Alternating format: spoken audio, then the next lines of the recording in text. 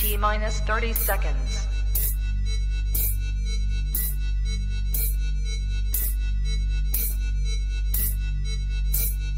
T minus 20 seconds.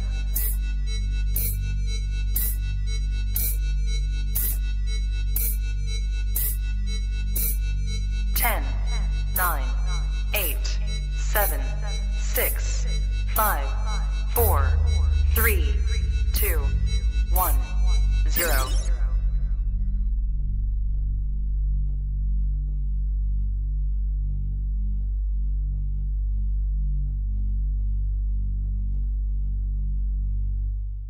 Shout out to USARK and all USARK members. If you don't know what USARK is, don't be ashamed. Just go ahead and click the third link in the description below. See what USARK is all about, okay? You never know when legislations are going to hit your backyard, so that's why it's very important to consider becoming a USARK member today. These numbers really do matter, and they look at it for consideration when it comes to battling legislation. So first and foremost, thank you, Phil Goss. Thank you to anybody out there who partners up and volunteers with USARK organization. Thank you for anyone out there who's a USARK member. And if you can't become a USARK member today, please talk about it on your platforms. Let your neighbors know, let all your pet stores know what USARK is here for, and it's here to fight for our animal rights. Thank you to every USARK member and USARK supporter out there. True.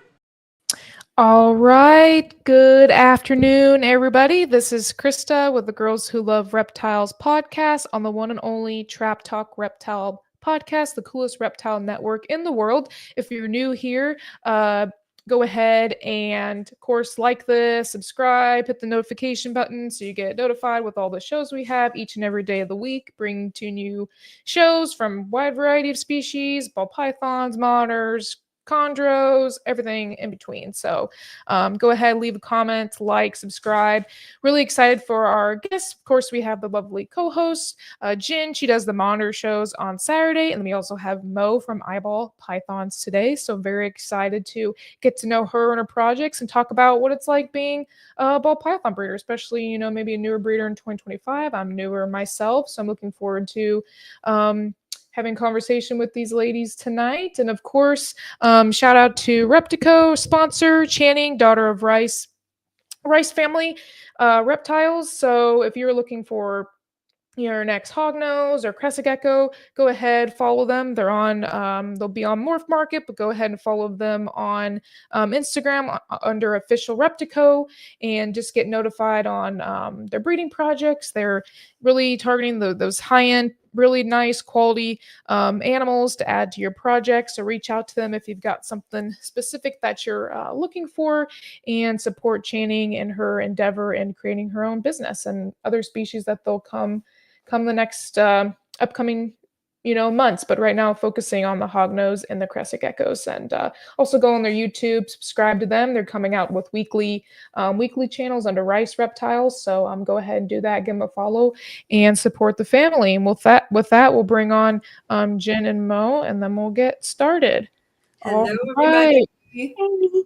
How's it going this Sunday afternoon? How's your guys' weekend been? I know we were talking a little bit backstage, but yeah, busy but good. Yes, She's always good. Shining. Yeah, trying to deal with this weather.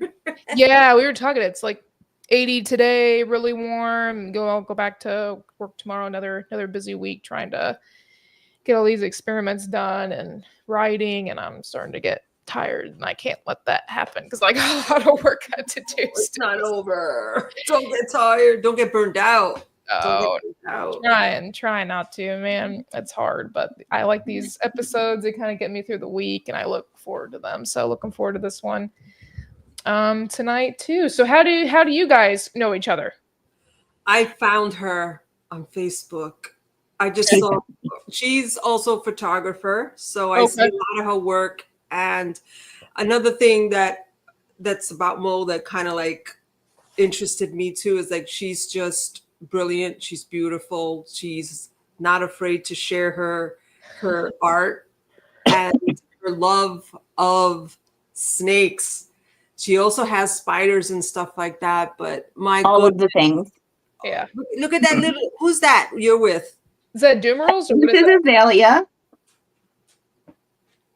Excuse me. This is Azalea. She is a Dumerals boa.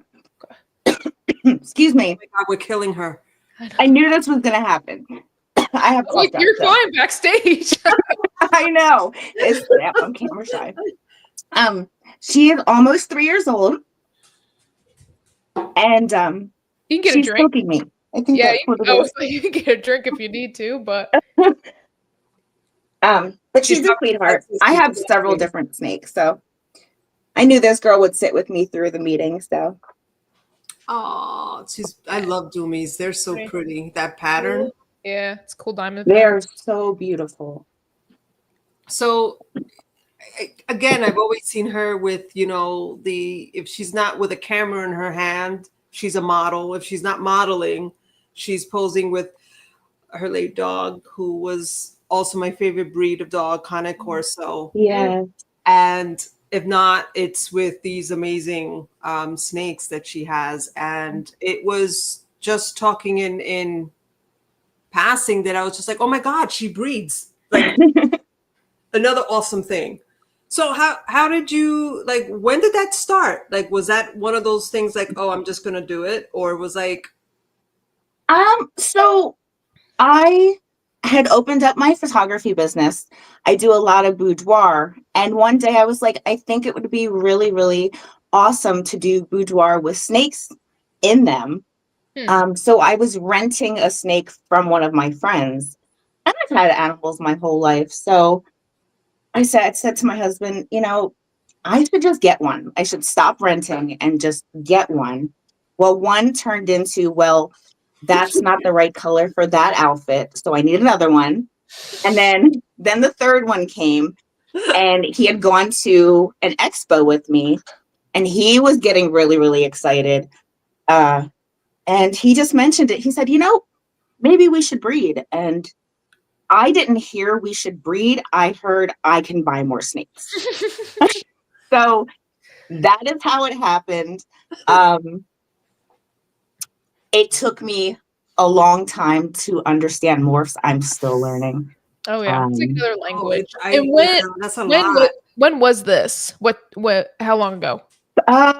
Almost 4 years. Almost 4 years ago. Okay. Yeah. Okay. Very cool. It's definitely been an experience. Lots of learning, lots of messing up. So yeah, but it's been exciting. Now that I know more about the morphs, it's even more exciting because I'm like, oh, now I know I have this, so I can make this, and it's cool. It's like mad scientist. Oh yeah, nope, that's what nowadays. Yeah, like there's so many different, especially when you think about ball pythons.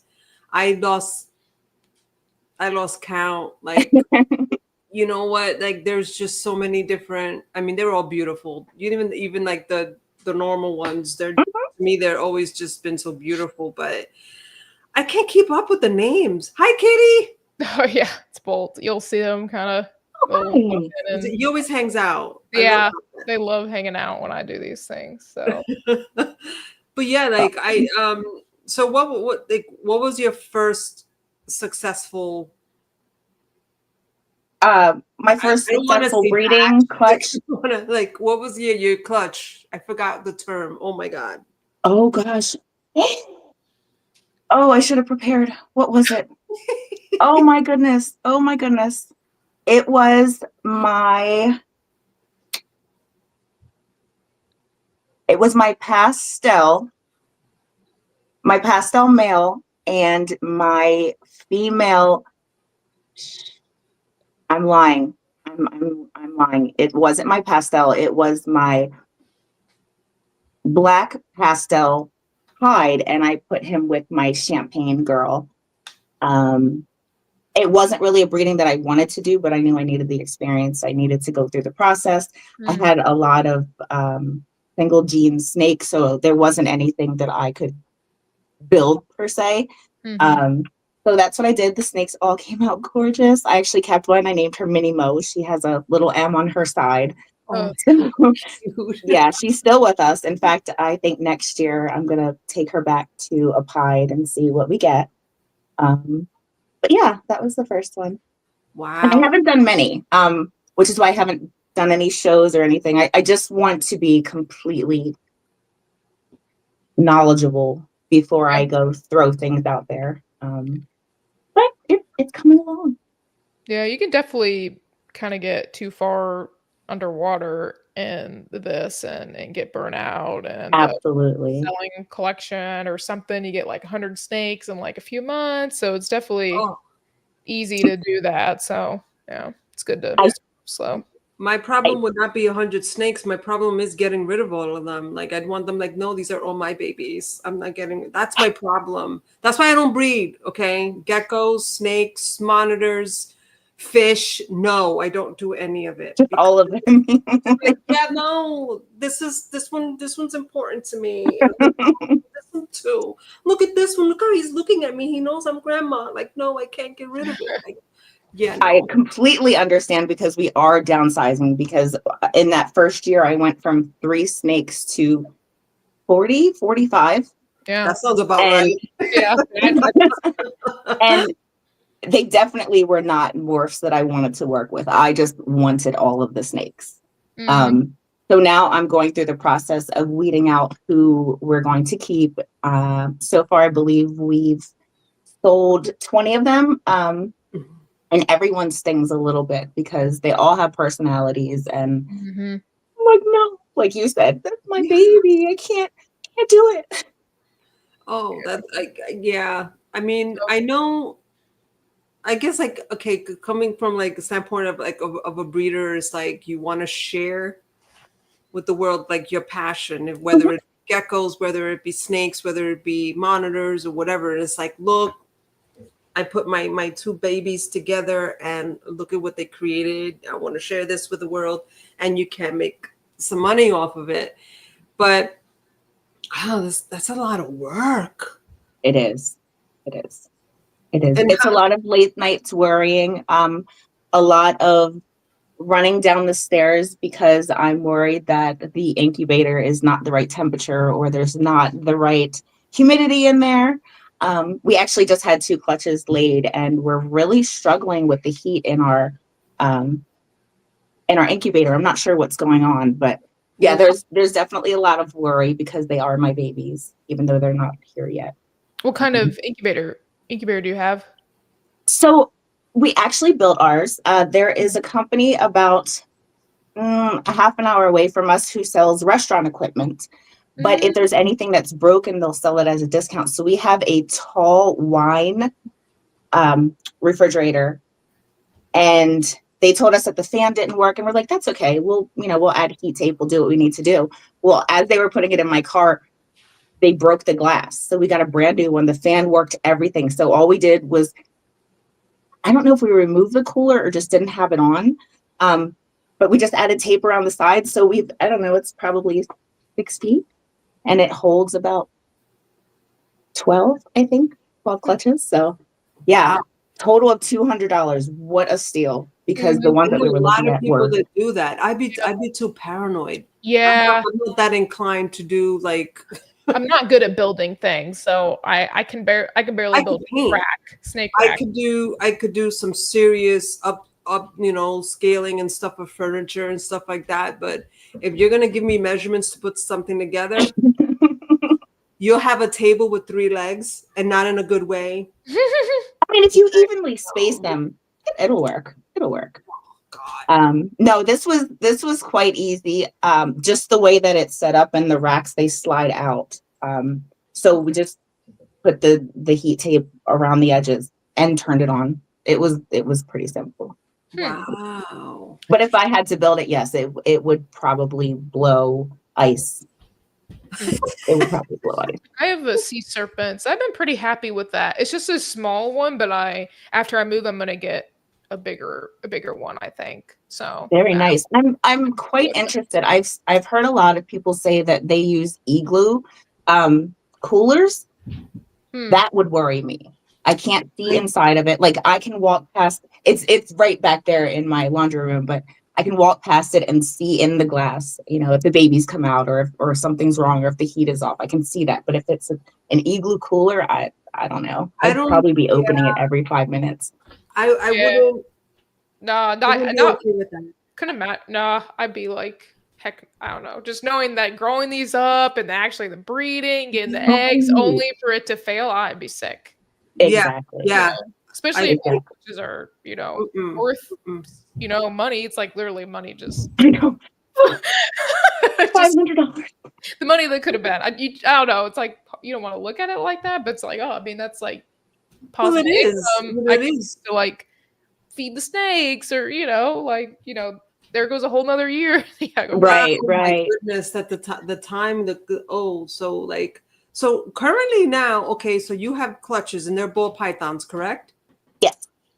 Okay. Right now, I do have future plans, but right now, I'm just doing ball pythons, and we've narrowed it down to I think about 5 morphs, because before I wanted to do all of the morphs. So I'm waiting on 4 more girls to lay. I did have actually, I don't know if you remember Marshmallow, like the beautiful calico that I always post. Oh my God, Chris, it's just so beautiful. This Calicos are pretty. I do like Oh. those a lot. I think it's a very underworked gene for sure. I have 2 calicos. Sorry, no. Go ahead. Yeah, go. Oh, I I was said, just gonna say he, but I found out that he's a she because she laid 4 slugs, which made me really sad. But yeah, it's as to what you were saying, like doing all the work and then it fails or whatever. Like I want to do everything I can to make sure that we get to completion and everything's right for the snake and everything's right for the eggs. Had I known that my girl was a girl, I probably would have watched her more. Not that it would have changed anything, but yeah.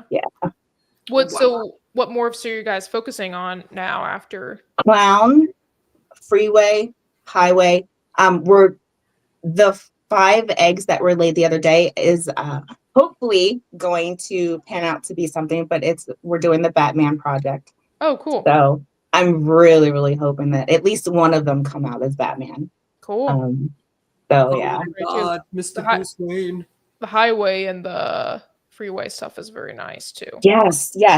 We put our pastel highway with our freeway girl. So I was really, really excited about making pavements, but I don't know. I feel they're very similar to the freeways. So if I get some freeways, I'll be happy. Yeah, the pavements are cool, which is gin gravel and asphalt together. It's just, I think breeding them, I mean, we have shed testing now, but I feel like it's be different. You'd have to shed test all the babies to know what they are. And so like for me, like that cost adds up. So I'm not as interested in making those, but they look cool though. They do. Absolutely. In the beginning, I was like, okay, I want whatever makes the most money. But I don't know that it didn't really speak to, sounds so artistic, but it didn't speak to my passion. I want to create snakes where I like the look of them, even if it's just the normal. I've actually this time bred 2, they're double heads, but they're normals. And every time I look at them, they just get prettier. They're just absolutely gorgeous. Yeah. So I'm going to be doing a lot of projects with them. Looks nice. Yeah, the het influence can have a very nice look on the snake. I have a couple double het ultramel paints, and they look really cool. They have like little popcorning on the sides still a little bit and a little bit of blushing, but they're really pretty animals for just being double het. So yeah. The normals that I have upstairs are upstairs. That's where my reptile room is, but they are double het lavender clown, and they just, there's so much white in them. I've never seen a normal with that much white in them. They're just absolutely gorgeous. That sounds pretty interesting. You gotta post pictures of those. Lavender looks pretty for sure. Yeah. So how many clutches are you doing this year? You said 6. 6. Okay. And how many did you do last year? 2. 2. Okay. And then the year before was just the practice clutch. So yeah. 2 to 6. Awesome. Cool. I did 4 last year was my first year. I did 4. This year I don't really know. I have one girl that's about to ovulate, so I have at least one. The other ones, it looks like they're just starting to develop. So I'm like, I don't know. But I'm like, I'm moving, so it's probably a blessing that I don't have to deal with a bunch of. I was just gonna say that. That's like you if they don't want want. to wait or take the year off, I'm probably okay with that. But I know I'll have at least one and 4 or 5 others that are building, but we'll see. And what is that project? This girl, hopefully ultramale pieds, and then the other ones I paired to my ultramale het sunset male because I want to make ultra het sunset holdback. So all those girls are ultramales with some like genes and like beautiful. So that was kind of the goal for this year, and then so like kind of new into it. A lot of my stuff's still growing up. So next year and the year after, it should be a lot of my girls should start coming like online, like. Would be good because then you'd 25 or be so. at your new spot and Mhm. settled in, and then you could start that whole madness in Yeah. a new location. Like Yes. So, craziness. good, clean. I'm pairing them, but I'm like, hey, I'm not pushing them too much if they don't want to go. Yeah. Probably a good thing. So okay, 6. Okay. What do you think? Which clutch are you most looking forward to? The Batmans. The Batmans. Okay. The Batmans. I know they've lost value, but I think they're absolutely gorgeous. And of course, that's what I'm going for. Mm-hmm. I'll find my market. You know, same people that love what I love. But yeah. The past few weeks, especially, I've just been like, I don't care anymore. I'm just gonna make what I like, because like trying to like chase that certain top, even though it's like if your projects and everybody's doing it's I find it so exhausting, almost like trying to get a step ahead and like all that feeling rushed. So now I'm kind of just like, I mean, I don't say I don't care, but I don't care, right? Like I just want to produce what I like. But you love. That's what it should be. I mean, at the end of the day, that's what it should be, because if you keep chasing what's current, that's like technology. It's constantly be changing. This is going to be the mochaccino chocolate brown with the clown who's facing backwards on the donkey.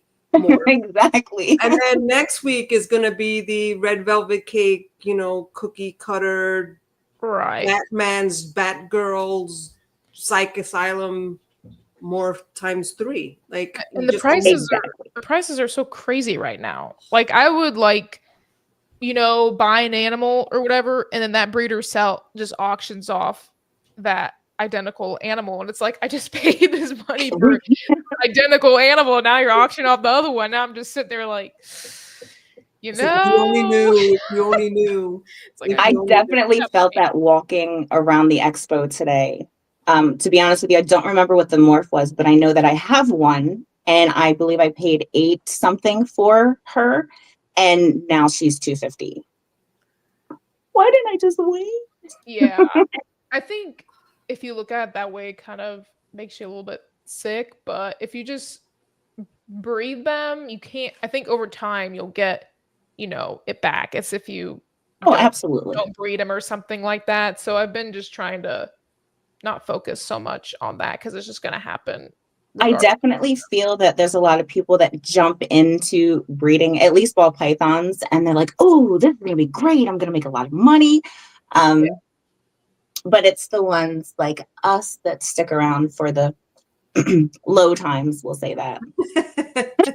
Low times, But like, I mean, I know a lot of people give the whole ball python thing either a bad rap, or they make fun of that they just sit there and they don't do much, and that there's so many different morphs and this and that. But I'm like, I remember, oh my God, this is gonna age stamp me right now. I remember when I first saw a normal ball python and it was like $800. Again, I'm thinking to myself, it had to be wild caught or something like that, because this was a long time ago. And I remember looking at it and I'm like, wow, that is one weird looking rock python. Like, no, that's not I was like, wait, what is that? I was like, it's looking at me and it's got this cute little booper. Like, oh my God, look at that face. Very cute in the face. Python. Yeah. And I'm just like, a what? And they're like, a ball python. I'm like, okay. So I remember started like looking it up and things like that.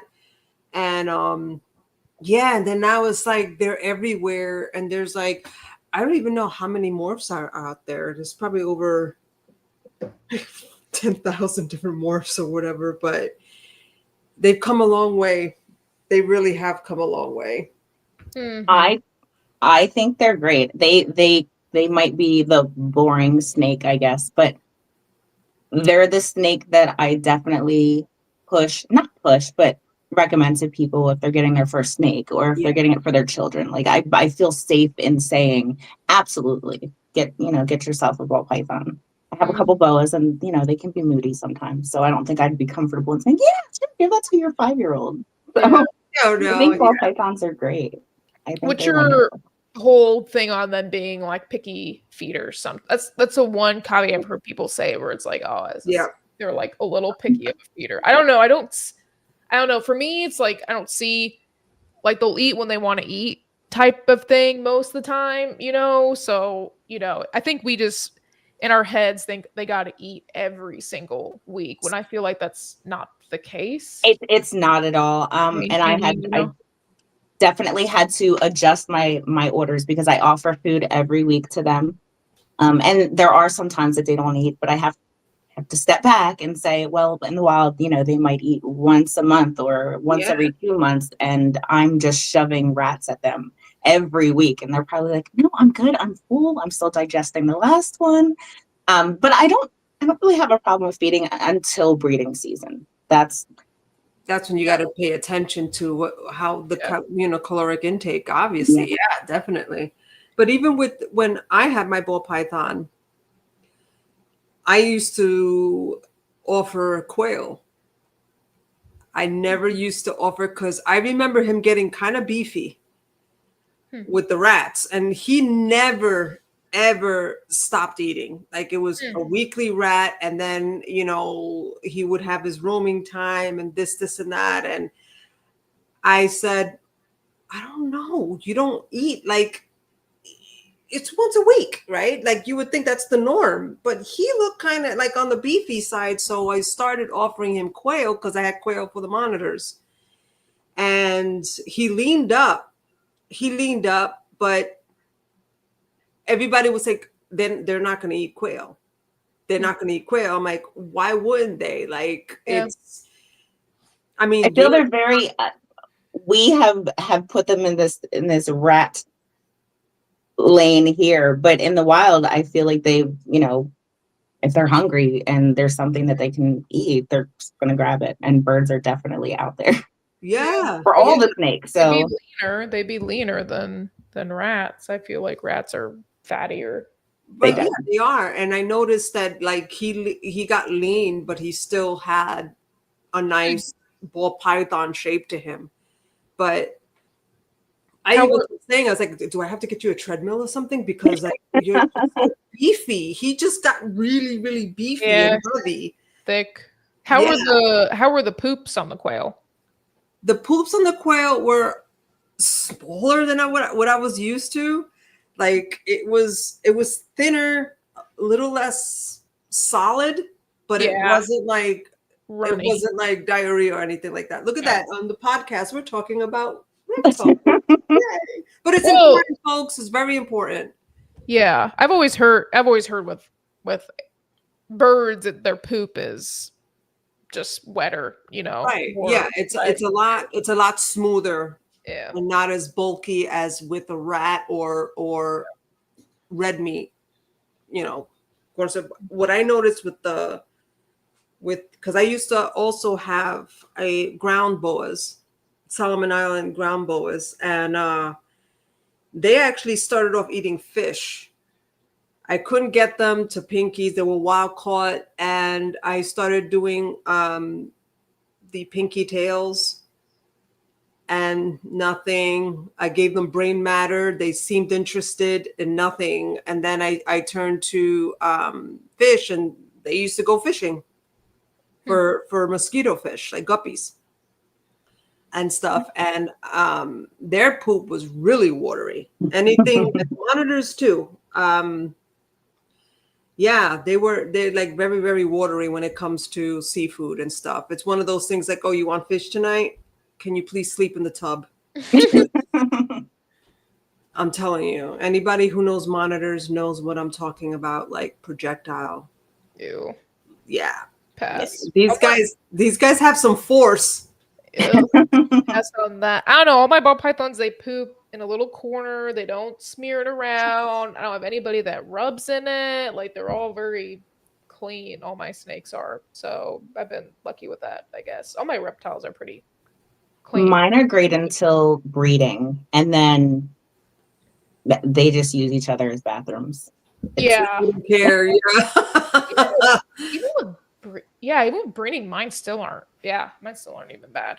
I don't know. They just don't. I've heard that before, though. Like, I know someone who breeds Colombian boas and ball pythons, and they say during that season they're not as neat. Like, they normally would go in the water, but during breeding season, I don't know. Maybe it's because when they're locked, and then one's like, hey, I still gotta go. And they're like, go ahead, just do it. I think they just pre-sent stuff ahead of time too. The male, I don't know which one, but they probably pre-sent. I've definitely noticed that, but I have found, at least this year anyway, that the females definitely defecate, and I don't know, she must do it as she's moving across the male, because my pied, who I paired last week, he just had a strip the whole way down his body. She said, you need another stripe. She's like, I'm making you a whole new morph. How do you with breeding season, how do you alter your feeding schedule? Like, how does it change? I still offer. Okay. So it doesn't change. Okay. Yeah. I offer like once a week, I would say, all the time. And then in breeding, if I notice that they're at the front, then I'll give them like an extra one, like once a week or still. So I guess they would eat maybe a couple times a week. So how many, like, would that be plus what they normally would eat? Yeah. For the females, yeah, beefing them up. So if you're giving the female like a medium-sized rat, and then during the breeding season, you would offer her 2? Yeah, if she's at the front, based on how she's acting. I usually also don't give anything bigger than smalls. I typically just give small rats. Mine won't eat mediums. They're too big for them. They are, at least here, they're huge. I'm worried about the bone density on that sort of thing, right? Like, there's not that much calcium in a small rat compared to a medium one. And I'm sorry, but a lot of times when you go get medium rats from places, they look small to me. Oh, yeah. I mean, I breed my own, so that way I can like just adjust that. But for whatever reason, the medium, mine won't eat them. They just eat the smaller. And my smalls are probably bigger than like yours. I was going to say, I was like, yours are probably like fed a lot better and like, do a lot better. So they're probably my favorite word, beefy. They're probably really beefy. Yeah. I was lucky enough to find a rat breeder very, very close to me.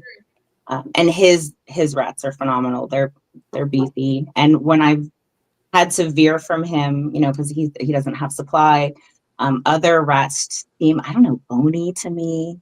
They just look very not their size. Mm-hmm. They're the right grams, but they just don't look right. I don't know. They're not beefy. Yeah. They're not beefy. That's going to be the word for the week. The word of the day. Tonight, the That's word nice. of the week will be beefy. Rodents it's so nice to have a consistent supply or do your own. Because like I had somebody I was going to every week to get rodents, and all of a sudden he was like, I'm not doing it anymore. And I'm like, okay. At least I was in the process of about ready to breed my own. Like I was already kind of starting, but I was like, dude, I've been buying you every week for like 6-7 months and you're just now dropping it. Like, so I mean that's a huge thing with the ball pythons and snakes is the rodents. That's what can kill you. Absolutely. I like I said, I found my rat breeder and he lived not even 15 minutes from me, and he got married and moved an hour away, and I had a heart attack because I thought he was going to stop supplying. And I know how much it cost at my local Yeah. store Yes. for It's like- feeder rats, and Yeah. I just was like, It's, $7-8 for a I don't rat. understand. I don't understand that concept.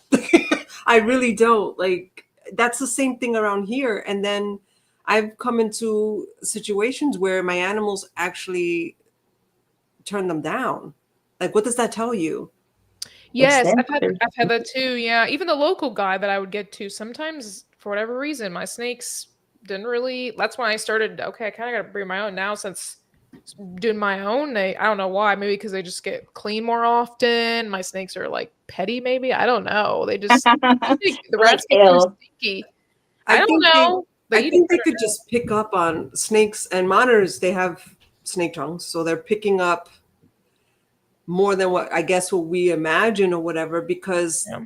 monitors eat everything. But there's been times where my monitors just looked at the rat, smelled it, shifted it with their noses, and then just like you could tell they're hungry. You could tell that they want it, and then they just turn around and just walk away. And I'm just like, do you know how much that cost me? Right. It's the same. Yeah, mine would used to do that too. I'd be like, "What is up?" But no, I don't have that. Everybody eats fairly well now, so That's good. yeah. Have you ever had to switch to ASF? I have not. So I've always been curious, like who's had to do that? You can't have it here in Missouri, so like you can do frozen thawed. So I've done that occasionally to get somebody on, but for the most part, all of mine eat rats just fine. And then some of the smaller ones, I will pick up like mice from the local pet store because it's not bad. I don't have that many younger ones, so but mostly pretty much almost everybody eats rats, or I try to do a frozen thawed ASF if they're getting picky. But usually just do like a tub change and switch them on. And they typically go back on for me. So yeah. I was just curious because I've heard so many stories about people using ASF to get their snake back on, but then they can't get them on rats again after they do that. So I think it comes down to if it's a bad eater, it's going to be a bad eater, because some get stuck on rats and then they won't eat anything else either. Yeah, when I moved to Florida, I'm looking at mostly doing ASF, I think, instead of rats. So we'll see if I feel like most of mine are pretty good eaters that they should take them, but we'll see. Yeah, just because I don't know, I've heard good things about them too. So they takes longer to grow up, but they smell a little bit better, and so I was gonna say, what's that like with breeding your own like rats and stuff like that? Because I know that sometimes that smells a bit much. it's a lot of work. It's a lot of work and stinky. So, and they eat a lot, and my collection's not huge, so I would like to switch to the ASFs and just make sure I have good production on them. I don't know. We'll just have to see how I just like producing my own stuff and knowing what goes in the rats and everything like that. So absolutely. Like people make fun of me. Like I have like tarantulas and stuff like that, and I gut load the crickets 24 hours before even giving it to them, and they're like, "It's a stupid spider. Why are you doing that?" Or like, "What?" I'm like, I even when I used to feed them to the monitors, when the monitors were hatchlings, I would gut load them and stuff. And it's like you kind of want to give your beasties good nutrition, right? Better nutrition than us, because we don't follow that. Yeah. Not at all. I've started keeping some crickets recently because I got Chihuahua geckos and the knobtail geckos, and they like the crickets. So that's a newer thing. I just got a big like Sterilite tub and picked up several hundred of them and seen if I can keep them alive for a few weeks. They seem to be alive. Been like feeding them some moist stuff I know that's the biggest thing with crickets is keeping them alive. So yeah, it is. And I normally do the whole I clean every 2 days, because I notice they don't last as long once there's like dead crickets hanging around and stuff. So I tend to check in and just do the little cleanup stuff. But they get their salad, they get their slice the potato wedge and their stuff like that, and they hang on pretty good, because like I I thought about it, like when you order like 500 at a time, and I'm like, I don't want 500 crickets in the apartment. Like, oh my God, no, I don't care what size they are. Like, no. Yeah. I got that's a lot. That's a lot. a couple hundred last weekend. So far, so good. Not many of them have That's died. good though. Doesn't look like it's the banded ones. I heard they stay. They They do. a little bit longer. Yeah. Yep. I don't know what it is or what magical thing they did with them, but they do last longer. Yeah. They really do. We'll see. I have to look into that for my tarantulas because they don't last long here. So. Yeah, that's on the norm. On the norm, like box stores, if you get them from box stores and stuff like that, they don't last long. But last week, I had no choice. You know, like most of the local pet stores that like are really just reptile based, couldn't get them. So I went to a box store. I went to, one of the pet stores or whatever, and I got them, and so far they're doing okay. But again, they eat the stuff I'm supposed to be eating. Yeah, it's like a whole other pet to take. It's like, you eat your kale. I'm gonna eat my chocolate cake. Exactly. I was watching some video over the weekend. I think I'm gonna do it. They like blended up a bunch of stuff in the blender, and then they just put it into ice cubes and put it in the freezer, and then popped out a cube for the crickets, and it served as hydration. Yeah, that's what I used to do. For actually, like I used to do when I used to have more reptiles that ate crickets and stuff like that. I used to do the tray cube thing with Pedialyte as well to hydrate it. Just the plain no flavored one. Oh, okay. They loved it. Yeah, I think I'm gonna start just easier instead of like making sure I have vegetables for them and stuff. Because like that's a whole nother thing too. You know what? The thing too is like I live on my own. It's funny. If you were to go in my fridge now, you're like, because it's like you open up and the freezer's not mine. Okay. Yes. There's like a little section. Well, I have like, chicken breasts and like, some fish and stuff. And then it's like quail, chicks, rats, fish, eels, like all this other crap. And then like, but for the most part, like it's really all theirs and stuff like that. So yeah. They definitely eat better than me, my animals, for sure. Yeah, they get spoiled. Yeah. Well, they got to. They're wonderful. Yeah. They make us happy. I know my babies make me happy. I mean, they didn't choose to be with us, so I feel like it's our job to give them the best life. Yeah. And I always say a quote that my grandmother told me was that they didn't choose this life. And if you choose to have them, you have to give them what they need over what you want. It's not about what you want, it's what they need. Right. And that has to be your responsibility because they didn't ask for this. So although they do live much better with us than they would in the wild. Yeah. Like what? A meal every week? Like this is great. Right. Yeah. A nice warm bed every night. Yep. Pretty spoiled. Mo, with moving your hatchlings, how have you done? Do you mostly do online, or have you been doing shows or more? I have not done a show yet.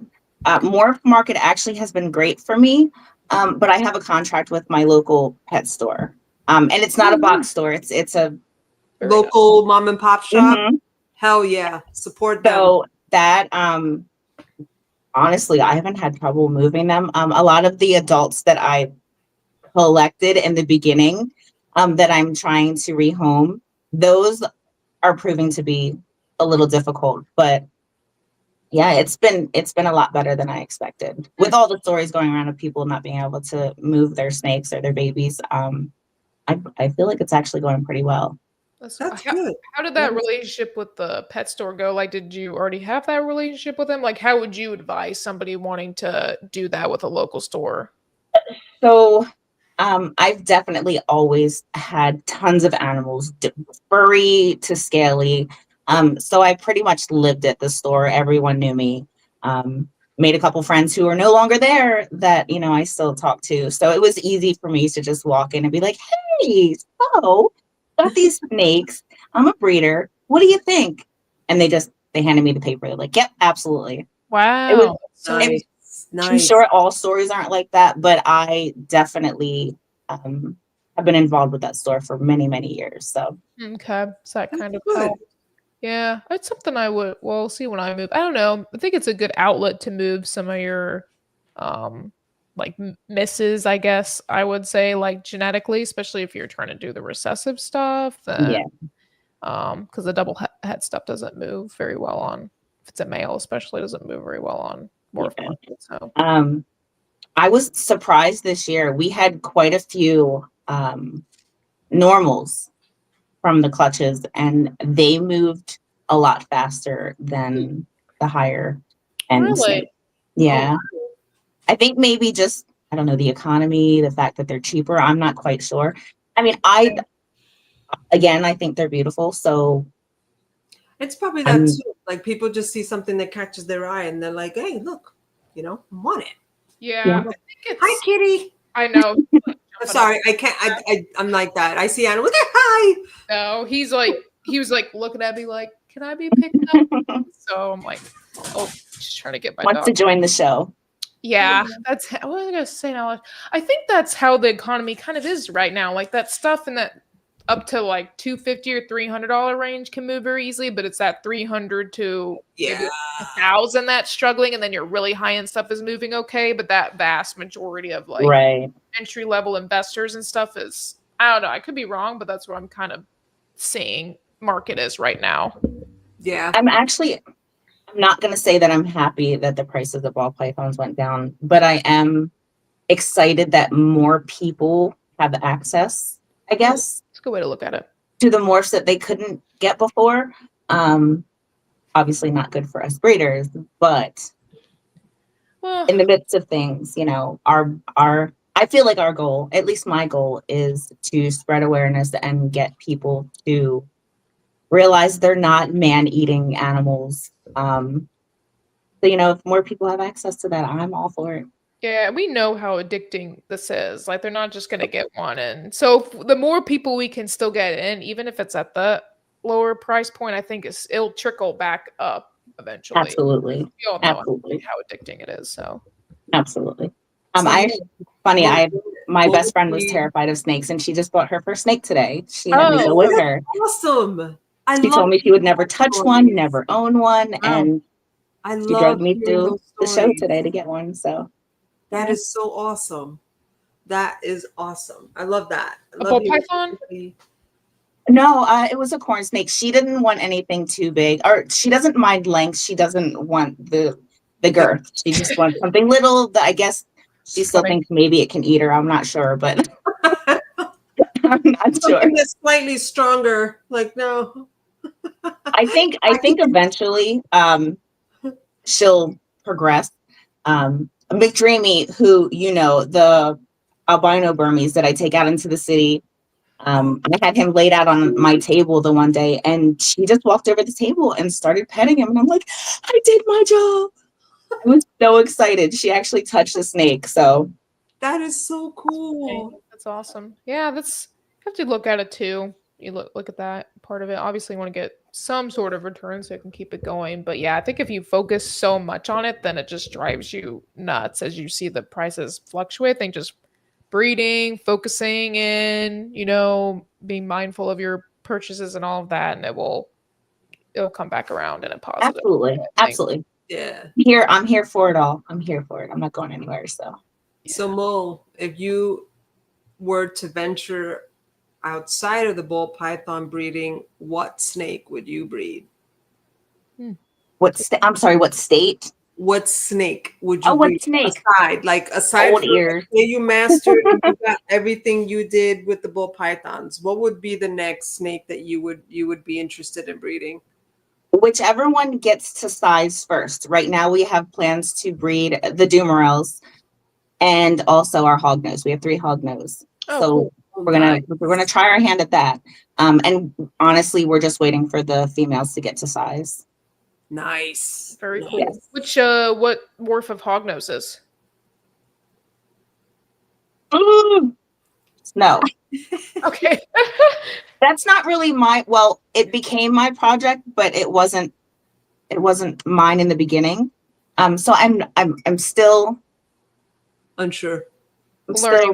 learning the names. Yeah, it's like each species is its own language when it comes to there's morphs. so much. It's really confusing when there's a gene in like ball python and there's the same gene in leopard gecko, like clown, and then I get so messed up because I'm like it's a recessive in ball python, but it's non-leopard gecko. Right. It's confusing. It's like that throws me for a loop all the time. Yeah. That's like with the hognose. They're like conda. Yeah, what the is anaconda, and I'm just like, you have anacondas? I thought, yeah, no. like no, and I'm like, you just said anaconda, and they're like, no, it's a hognose, but the type, and I'm just like, can you just shut up now because I'm getting really confused here.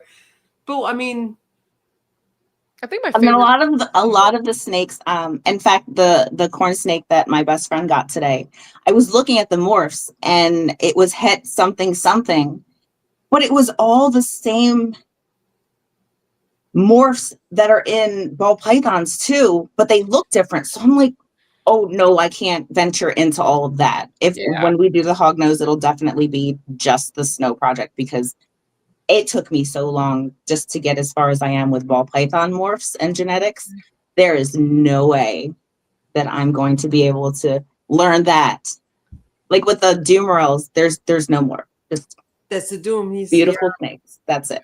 And I love that it's so simple. Way back when I was tempted about crescent geckos, but then I was like, nah, I was like, it's too much. I should focus on the ball pythons and leopard geckos as far as morph goes. I do the knob tails and chihuahuas. Those are a little bit, there's not very many morphs in those, so that's way easier to keep straight. But I can't mentally. Boas, I'm not even gonna. I have a few, but that's confusing because there's a whole bunch of letters and IMG this and that. I mean, oh my god! Like literally my dream species of boa is the VPI, the black. It's the goth. The black devil. Did you know there's actually one called Jin? No. Yes, there's actually a black constrictor. I forgot the full name of it. I actually saved the link because my friend sent it to me and she's like, is this for real? And I'm just like, oh, that can't be real. And then somebody else told me that breeds boas were like, no, that's real. It's a VPI, yada, yada, yada, yada, yada. And I'm just like, wait, are you're telling me that there is a black boa constrictor? And they're like, yeah. And I looked it up and I'm just like, whoa. It was amazing. This thing is stunning. The black devil, the iridescence that's in them and all. Oh gosh. And then I saw the price and I said, well, maybe one day if I win the lottery or something. I was like, shit, I'm going to have to lose another kidney. Crap. I don't know if I do any other snake species or not. I kind of like the geckos a lot. I don't know. I keep going back and forth. I like the basin emerald tree. Yes. Boas. I'm doing a lot of research. When I get my own house, I'm thinking about it. But yeah, not certain. Yes. It's called Midnight Gin. Oh, that's cool. Boa. I'm gonna look that up. Like I might have a new dream snake. That's legitimately like, I don't know if you guys can. Oh yeah, that's pretty. I can see it's like gin constrictor, satin black almost. Oh, yeah, that's pretty. Oh, I just pulled it up on the computer. That is beautiful. Pretty. That's my dream snake in particular, which I'm not gonna have until I have the right. It's the dragon snake, the Javacanus. Oh, I don't think I've ever heard of that. It's a cooler species and it has actual scale plating like an Asian dragon. Like I don't know, I can't even pronounce the name. Hold on, you're killing me. I'm trying to get rid of snakes now. I want more. I know. Are there any other Xenodermus? Xenodermus. I'm going to have to look. Yeah, it's spelled Xenodermus. Xenodermus javanicus. Sorry, I can't speak. also known as the dragon snake. I am obsessed with them, but they're a cooler species. So I know that I can't Oh, interesting. I'm have gonna it look right it up. now. Like Now I need one of those. Now I need one. I would like if there was ever a project that I would want to actually breed, it would be these guys. There they are. That's They're cool. not difficult. I mean, they're not easy to keep. I know a few people who have them and are trying to do breeding projects, but I don't know if they've been successful. I don't know. It's a lot goes into it, but I love doing like habitats. I kind of want to do like a cool riverbed type of habitat for them. But I said once I move, this is gonna be the snake for me.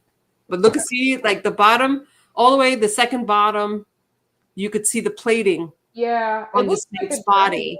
dragon. Yeah. Isn't that incredible? Yeah, that's really cool. They are absolutely gorgeous. Interesting. But yeah, that's Jin. So anybody who's out there who's won the lotto, Jin I hear a might not GoFundMe be coming. the or the dragon snake. Are there any other species you want to do, Mo, or kind of stick with the ball pythons, gym rolls, hognoses? Or are there any other species you want to get into?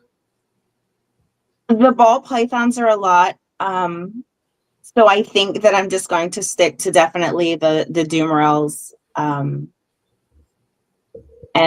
the hognoses aside from the ball pythons.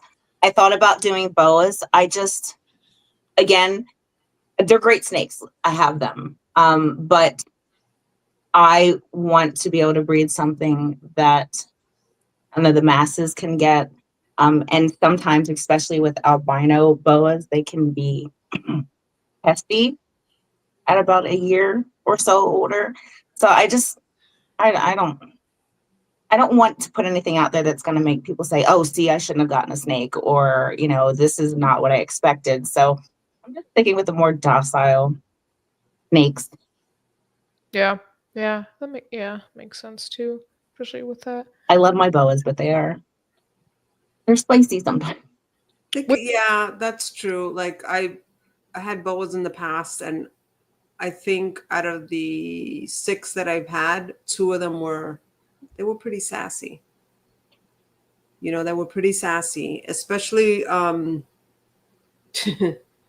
especially towards summer months for some strange or no reason. Like the temperature in the room stood the same, but once it was summer outside, it's like they knew something was up. Like I don't know, but yeah, they weren't as friendly. No.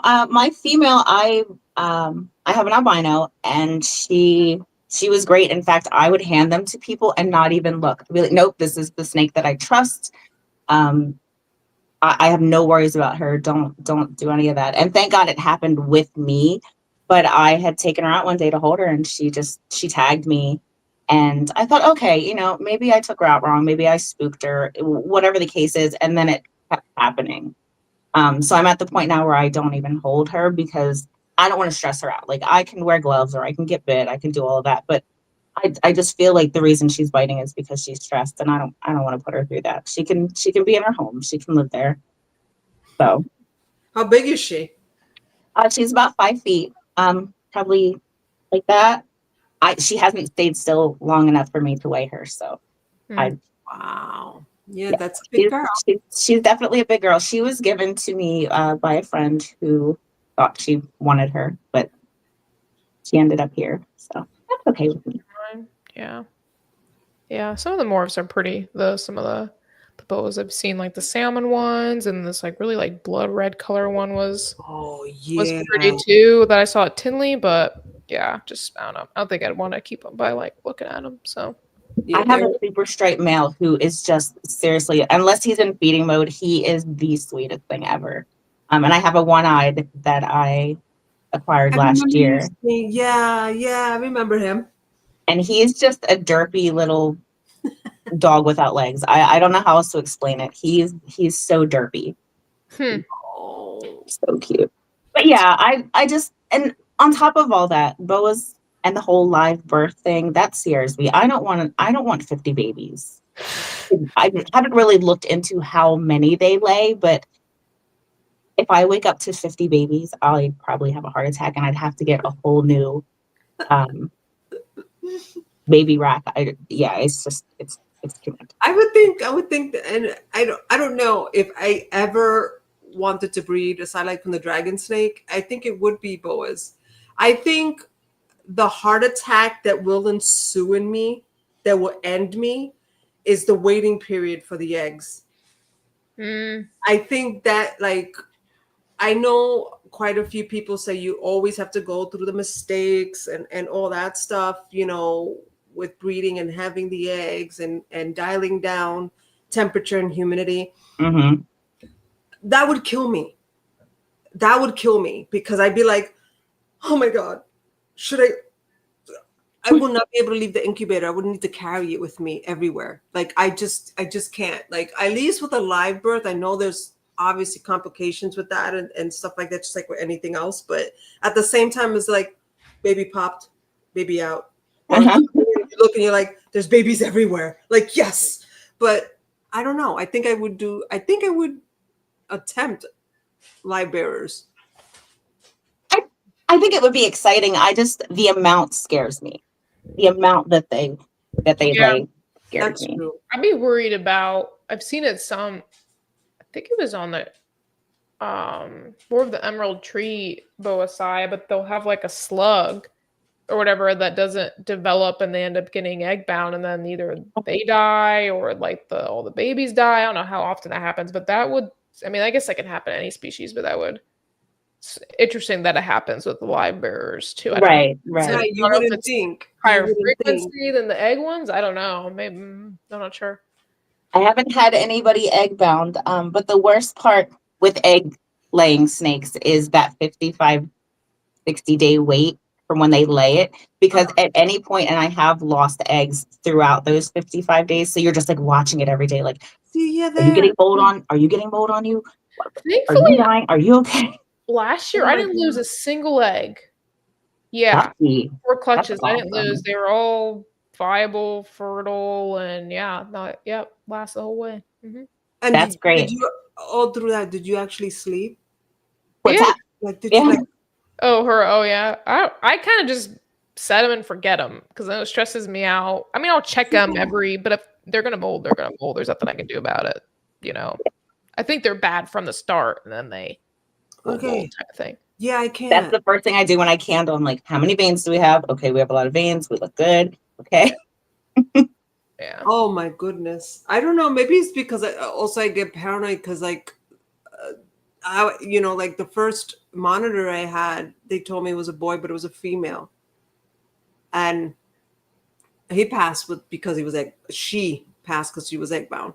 And then it's like I rescued, like years after the fact, I rescued reptiles that wound up being egg bound, whether it be a turtle, whether it be a chameleon and stuff. And like in the back of my head, it's like those eggs are gonna get stuck. Like, I don't know. I just get so scared. And then it's like, it was a house gecko. It was meant to be a feeder. And she laid eggs, and you see all these cute little tiny eggs, and I'm like, what do I do? I can't kill her family. She's gonna get eaten, and I have to take care of her babies. Like, I'm a mess. It is terrifying. It's almost like you're the mom now. Yeah, it's like you just have little babies. They look like little jelly beans.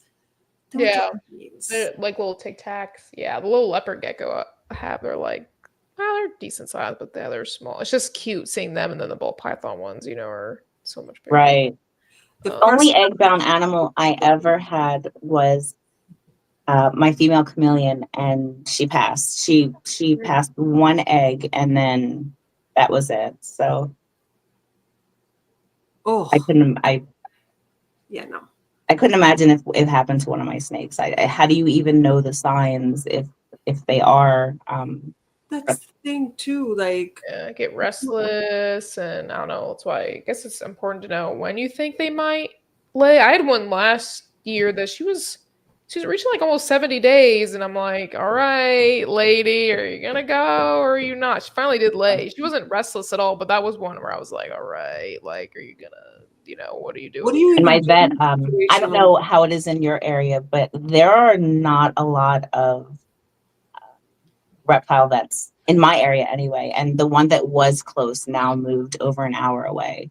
So anytime I have a problem, Yeah, with me, I'd probably play around with it myself. I'd probably inject some stuff with them from work or something like that is what I'd probably do. Either calcium or maybe some oxytocin or something to get them to contract a little bit. But I was just gonna ask, like, what do you do? I'm sure people have taken reptiles to the vet when they're, when they were showing signs, because that's what happened with me. It was like this monitor just stopped eating, stopped being active, and looked sluggish. And then I took him to the vet, and then took her. I keep saying him. Took her, to the vet, and it was like, sorry, she didn't make it. I'm like, what? And it was like she had like, I don't remember the number, but there was so many eggs. When I saw that X-ray, I was just like, I think it depends on the amount, like how tired they are, because then, over time they just get more stressed out, then they get weaker, or if they become septic or something, like, one of the eggs like burst and they get septic, peritonitis from that. There's like so many different things. I don't know. I'd probably try to do it myself first, or I don't know, eventually open it up, probably surgically is how you probably need to do it, depending on severity of it, I guess, and their definitely feel like a sonogram machine would be amazing if it didn't. I've seen videos of people like actually have them like on the side and they just check their reptile. I'm like, that's so cool. Like, just look at that belly, look at all these eggs, look at this, look at that. I'm like, huh. Do you use the ultrasound Mo, or no? I'm sorry, what was that? Do you use an ultrasound or no? No, I wish I had one. I had looked into them when we decided to breed, and when I saw the price, even of the used ones, it was not in my budget. Yeah. I kind of get lucky. I've used one from work a few times, and it's been helpful on gauging where they're at. But I'll probably get one after I move or something like that, I think. But I think it's also good to know the signs. I think absolutely, not just rely on the ultrasound. So I'm trying not to use it too much, really, but just at the beginning of the season or whatever, just to see where stuff's at. But it is nice. Either or, like, because like if you're gonna have someone come in with I don't know, a Savannah monitor, and they don't know what's going on, and you're already good with using the sonogram and stuff like that. You know what you're going to be looking at, know, more so than somebody's like, okay, this is the first time I'm using this thing. Right. Yeah. Like, oh God, here we go.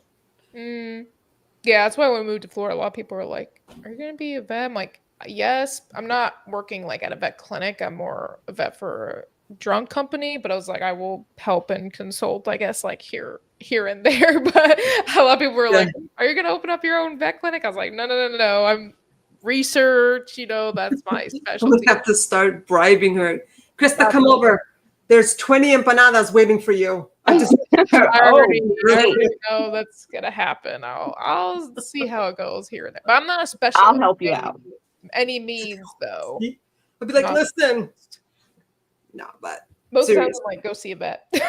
Not me. No, that's true, because like people ask me some of the weirdest things. It's like, I'm not in the medical profession of any kind. Like if you tell me you have a headache, I'm gonna be like, go get Advil. Yeah, because I mean, with the reptiles, like you kind of have to specialize. I don't know. I think when I'm done, I probably will get like the reptile medicine and surgery book and read that, and I can figure it out. I think, but Catherine Brown just posted a book that she turns to. Okay. Constantly goes back to referencing that's veterinary medicine. Okay. And it's I think it's like $120 something. Okay. And stuff. Yeah, but it's. As she posted it, a lot of people like, yeah, I always turn to that book. I always, look up notes or whatever. And she posted that sometimes exotic vets don't know as well, but they're willing to learn. Yep. So she brings like the book with her, and it's like, it's always good to like be able to help each other out. And it's true, because you can't say that looking at geckos, snakes, or monitors or whatever, and there's all going to be cookie cutter, that everything's going to be, easily to diagnose or whatever the case may be. Like, Yeah. Because we only get one lecture on it, all of vet school, one reptile lecture. oh yeah, It just gives you an idea. And it's an elective, so you don't even like have to take it. Yeah, it's in the exotic animal class. It's like cut one lecture too. So it's really nothing. It's because the board exam, because we all have to take a national board exam, and that board exam doesn't focus on the reptiles. It's your dog, cat, cow. So the schools don't focus on it as much because you don't need it to pass the board exam. So you have to. If you go for a specialty, then if you go for like exotics, it would be more like information on that. I think it's more hands-on learning at that point. If you do like an internship or residency, yeah, a lot of hands-on, because a lot of this stuff's applicable of what you do in dog cat medicine a little bit, and then you just learn the nuances like on the job, is my understanding. So. Yeah. I mean, you probably take extra like classes like C, maybe like continuing education, maybe on the side too. But yeah, the vet that I saw here and moved an hour or so away. Can you send me that link? Do you mind? Or okay, I see it now. It's Mater's that one at work. Amphibian. Yeah, that's the one we have at work. Yeah. Thank you, Catherine Brown. Thank you, Catherine. Yeah, it's a good book. Thanks for the help. Oh, I forget what I was saying. The vet. She actually has me once or twice a year come down to her office with lizards and snakes, and just he puts them out there, and she has her vet techs and all that. Like, she'll have a little class with them and teach them, because in the area that she moved to, I guess people don't have reptiles, or they just don't bring them to the vet because her vet techs have no experience up until she came there. Oh wow! So that's cool too. That's a really cool experience. Yeah, that's cool that you get to help. Yeah, the vet school here at Mizzou, I teach the vet students the reptile class, so it's a lot of fun. Yeah, and I bring them, and they can handle them and learn about them and all that. So they That's get great. in them. So yeah, it's something we got to do. I wish there was more vets in exotic medicine. I think it's just like all the school we go through, we just want to do dog, cat, and then small percentage of us want to do the exotics. I don't know why there's just not a big push for it. I feel, I could be wrong, and maybe it's just because I'm in that world now, but I feel like reptiles are definitely becoming more popular. Yeah, I would say so. I would say so too. A lot of it definitely has to do with people with allergies. Dogs, right, and cats can't have small animals, or time constraints. Like, you don't really need to walk a snake. Right. You can leave the snake alone during the day while you go to work and do what you got to do and come home. Things like that. But I kind of just said that. I thought, that's different with monitors, because monitors are 24/7 animals. But I think now it's just, less people are afraid, more than like before. It was almost like stigma. You're into snakes? Oh, that means you have to feed them rats. Yeah, I still run into people like that though. Yeah, and then it's like you see people like, you have how many? That gecko's so pretty. What does it eat? And you're like, oh, you can give it fruit paste. Oh, I could do that. It eats insects. Oh, hell no. Yeah. I don't care how cute that thing is. You can lick your eyeball all you want. I ain't taking you. But I think it's becoming more acceptable, I would say. Yes. It's like that whole stigma behind reptiles isn't that they're just, I think things like, I'm sure, again, I'm not new to reptiles, but I'm very new to the social world of that. And I didn't hear of podcasts or things like that talking about snakes. It was always some other animal. And I just feel like they're brought more to the, to the front now. Like, they're not bad. They're, people like me who take my snakes out into the city. The first year that I went out, I got maybe 2 people that came up to me. And this year, Oh my, I had lines. I had to actually walk away because there were just lines of people like, can I hold her? Can I hold her? Can I hold her?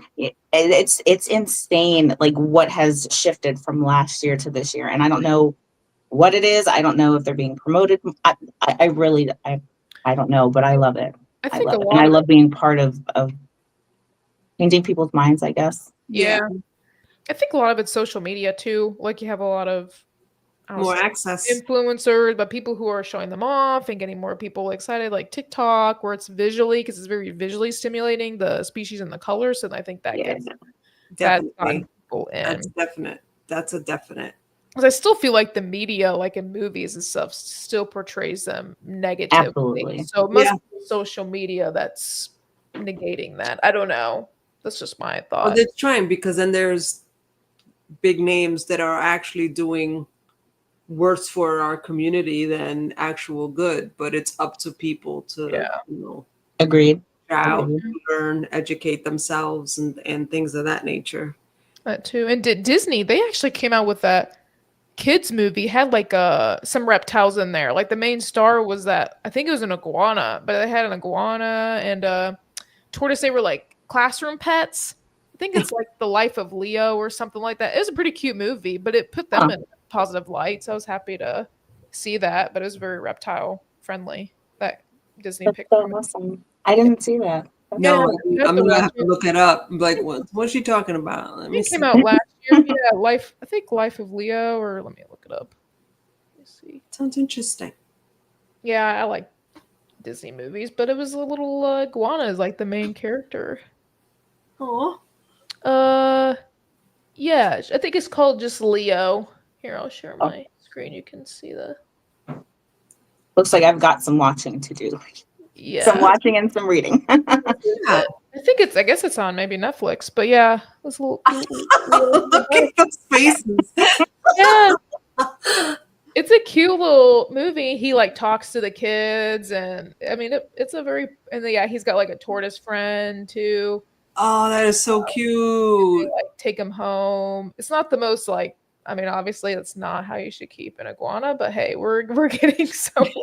We're at least getting somewhere. Oh, stop sharing. There we See, go. like that I have to check that out now because that looks really cute. Yeah, I think it's a cute. But anyways, I don't know. That's interesting. With you've seen it change over the year, so we're doing something.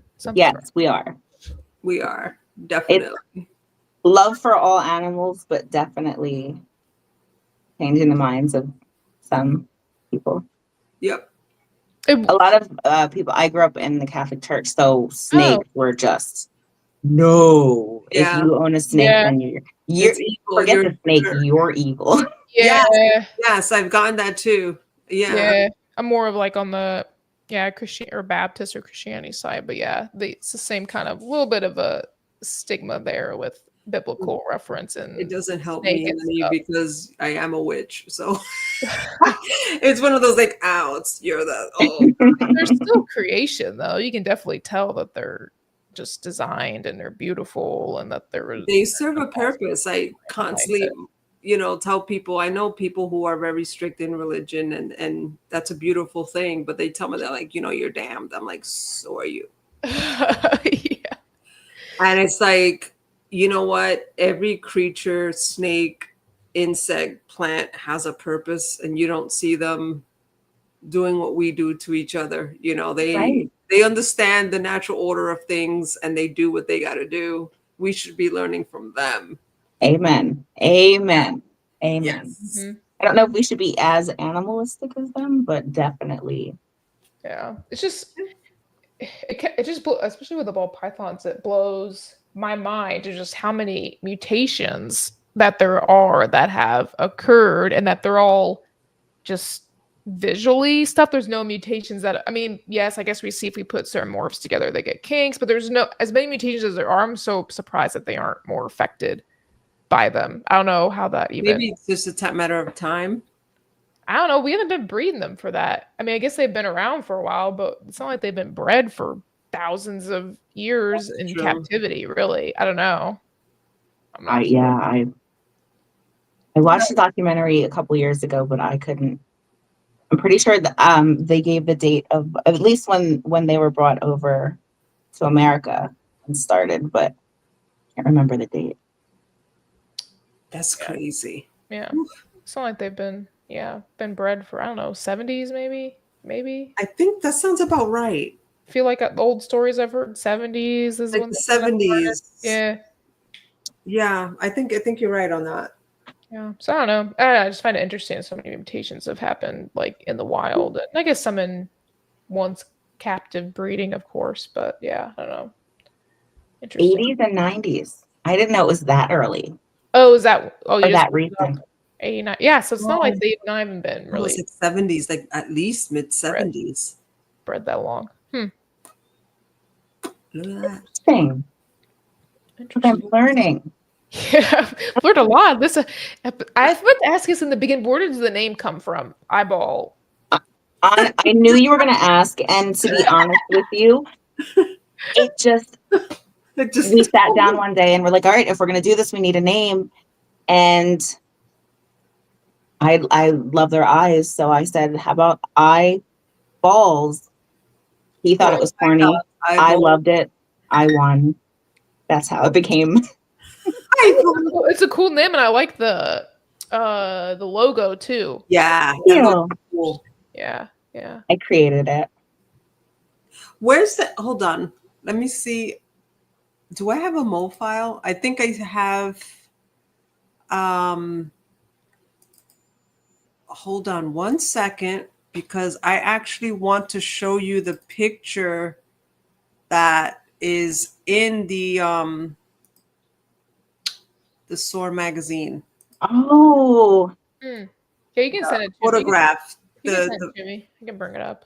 Okay, I'm looking for it now. Where's Mo? Mo, where are you? Okay, wait. Oh crap! Excuse me, folks. No, I also we were talking about this today in another reptile group I'm in. Biggie, he came in here, Villarino, but in the V-Unit chat we had a discussion today on age and breeding, and are we breeding these too early or too young? When do you try breeding them? Is it weight for you? Is it more age? Like, what are your thoughts on that? I think it should be both. 2 years for females minimum, and honestly, even at 2 years, I don't feel like their weight is sufficient enough. Like I actually have a female that I didn't know she was pregnant. She's the one who laid the 5 eggs.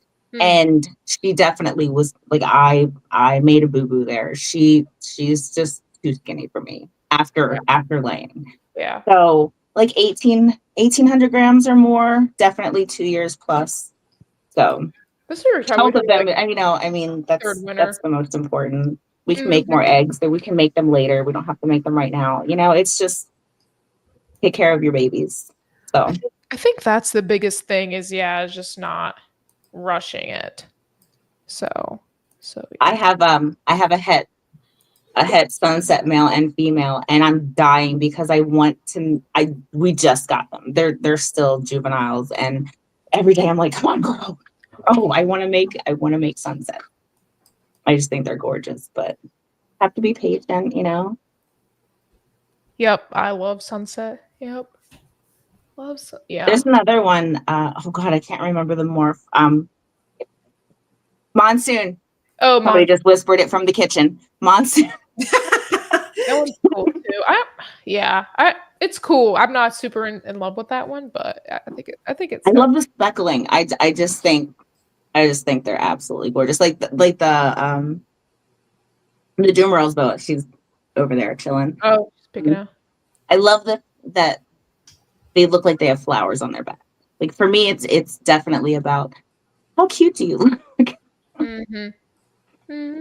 The clowns and their head markings and all that. Like it's just very, I don't know. It's very artistic that you can express yourself, I guess, in that type of way. But I thought the discussion we had today, the age and everything, was like, are we pushing them too much? Are we breeding them too early? I feel like, yes, a lot of it's, of course, money and project driven. So it's trying not to. Definitely not every year. I do know some breeders that will try their females every year, and I feel like they need that break in the middle for sure, like that year off or whatever it may be in between. You sent to me, Jen? Oh, Yeah, I got it I here. sent you the photo. Oh, cool. I had to actually open up the magazine and do a screenshot because like I'm working on the next issue of the magazine, and I have stuff everywhere.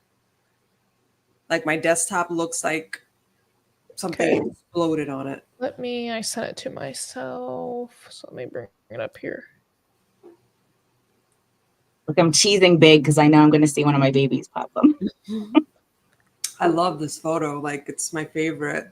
She's a stub tail too. She was born like that. She just has a little nub. There's no tail. Oh, I always thought it was curled up and everything. No, that's her little nub. But isn't that so this is like the end of it here? Uh-huh. Yes. Yeah. Oh, look at you, you little stubby. I love it. I love it. But it's such a perfect photo. Yeah. Thank you. I mean, I just hit the shutter button. She did everything else. But yeah, she's awesome. What are your photography is something I'm not good at. Do you have any basic tips for photography? Yeah, like say if I'm just using like a phone or something, how like tips for taking pictures of snakes or anything like that? I mean, if you're using a cell phone, easy peasy. There's nothing you really need to do besides maybe have good lighting in the room. But even then, the phone will, at least the newer phones, like they'll correct the lighting on their own.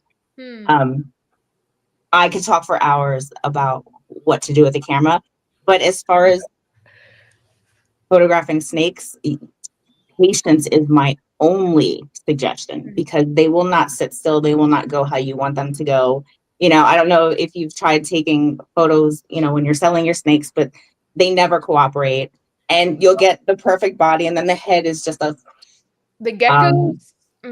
Sometimes I just want to.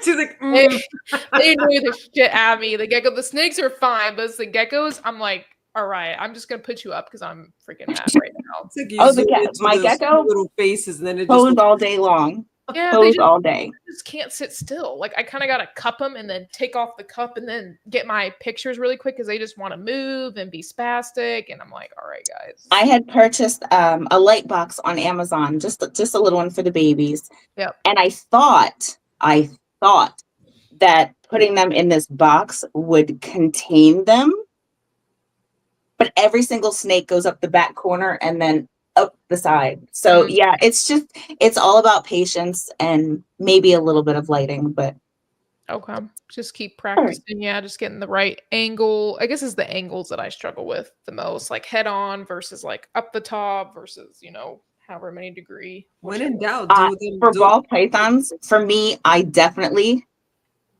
as a salesperson, focus on their face straight on, because if you look at them straight on, they look like a cute little puppy. I think ball pythons look like cute little puppy dogs. They're like, their faces are just adorable. So yeah, I try to take them like straight on. If it's a morph, if it's something that somebody might question, like, you know, what are their markings or things like that, like I'll try to take side pictures, but mainly it's just their faces. They're cute. Who wouldn't want that? Yeah, for pet stuff, that's a pretty good idea too. Yeah, I try to focus on like the pattern and stuff, but I guess pet level they may not care as much. It's more of that connection with the face. I've done that with some of my Leos because they have the way their skull is structured. They're smiling all the time. So I do try to. I mean, I have actually. If I show it on here, I love that. You can kind of see it. Look at that smile. I've been trying to, get my that like that. Make your day, like that smile. It's so cute. Yeah, I guess it makes sense that people would. I like when they shut their eyes and then they tilt their heads so they look like they're like almost in a meditative smile. They're just like like geckos could do that. I've seen a chuckwalla do that. and it was so adorable. And it's like, oh, I'm so gonna take you home. I'm like, no, I can't. I really love taking photos, and maybe I'll send you some of those. But my grandfather built dollhouses, so we had a ton of collectibles in my grandmother's basement for the dollhouses, and I have since started using things for the reptiles, little books, little hats, things like that. And my poor bearded dragon is always the one who. Can you give me one of the hats? Speaking of the devil. Hi. Oh, look at that. Who's this? Oh my goodness. Look So at that spoiled. beard. Look at that face. Oh, I so cute. know. Oh my goodness. So this is what happened when photographer Mo comes out. She's not gonna let me do it now. He's like, not today. Hmm. Partner. This is honestly, I could do all the talking in the world, but I feel like seeing me interact with them is probably, it says all of the things. There you go. Look. Oh my goodness. Here, I think I can pull it up on the main screen. Oh, your braid. Hold on. Let's fix your braid. Solo layout? Okay, yeah, cool. Oh Oh my God. gosh. Look at how adorable you are. His He's face. so not impressed. Look. No, she's like, we already did this 2 hours ago. What are we doing? Oh my I goodness. thought we were done with this. Right. Cute. Here, do you want to sit on mommy's shoulder? So cute. Okay. I will do this all day. I think, as you know, I'm home not working because of my back. So I spend all day with these guys, and they make me just as happy as a dog would. They're just the personalities, like everything. The snakes included. They, you know what, ladies? How do you feel about the whole snakes don't feel, snakes don't have personalities? Bullshit. Bull. Yeah, bullshit. Yeah, mine are very individualistic. It's maybe Absolutely. not like a dog or cat level, but they still are different. I still have ones that are just nasty, that just want to bite me all the time, and then others that are more curious, inquisitive, want to come out, others that want to stay. Personalities. Yeah, they have their own personality. I don't think it's as in depth as dog or cat, but maybe if we studied them more, it may be, we just don't know.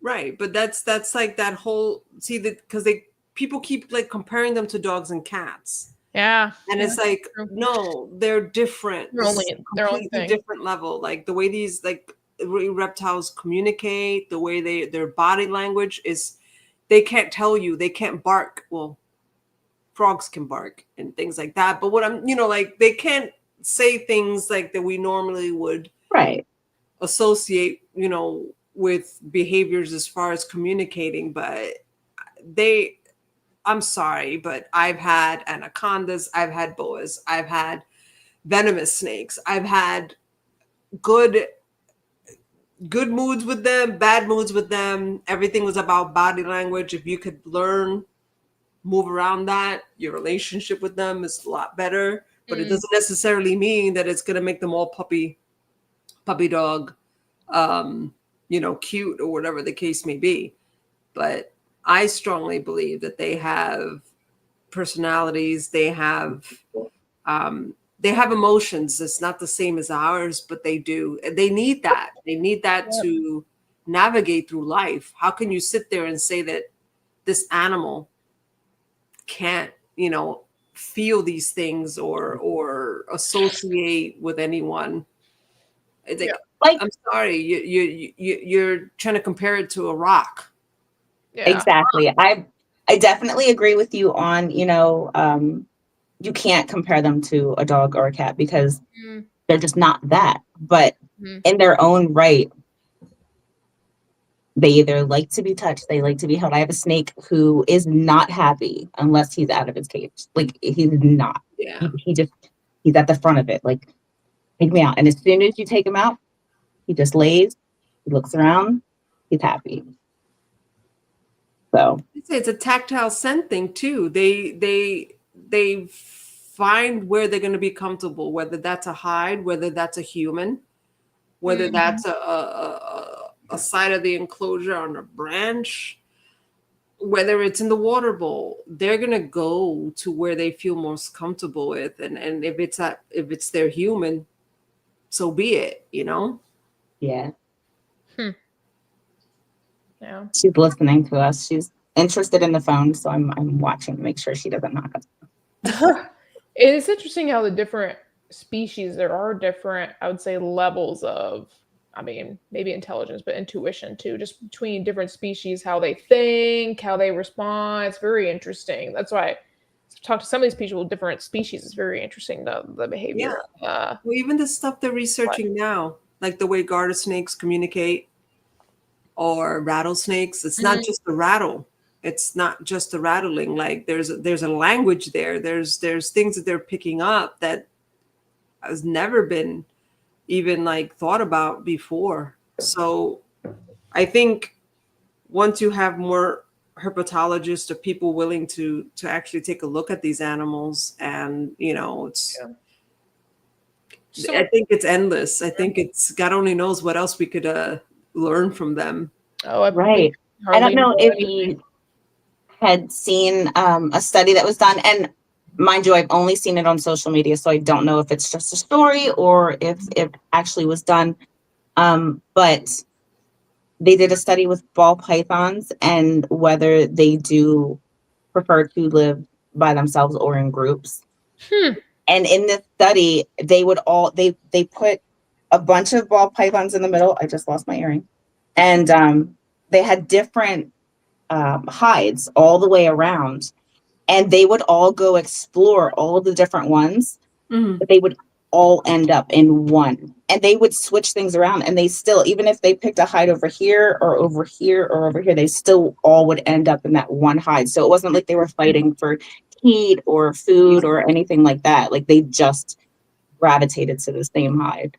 So that would be awesome if that was how it is, because there's a lot of, you know, obviously when I first started out, they're like, oh no, like don't house them together, like they'll fight, they'll, you know, do this. My friend Jody, she has 2 bull pythons together, and she was like, they've always been together. There's never been an issue. They're just homies, you know, like they that's just their thing together. And I've actually had 2 snakes that were both male, and I separated them, and they would constantly look for each other.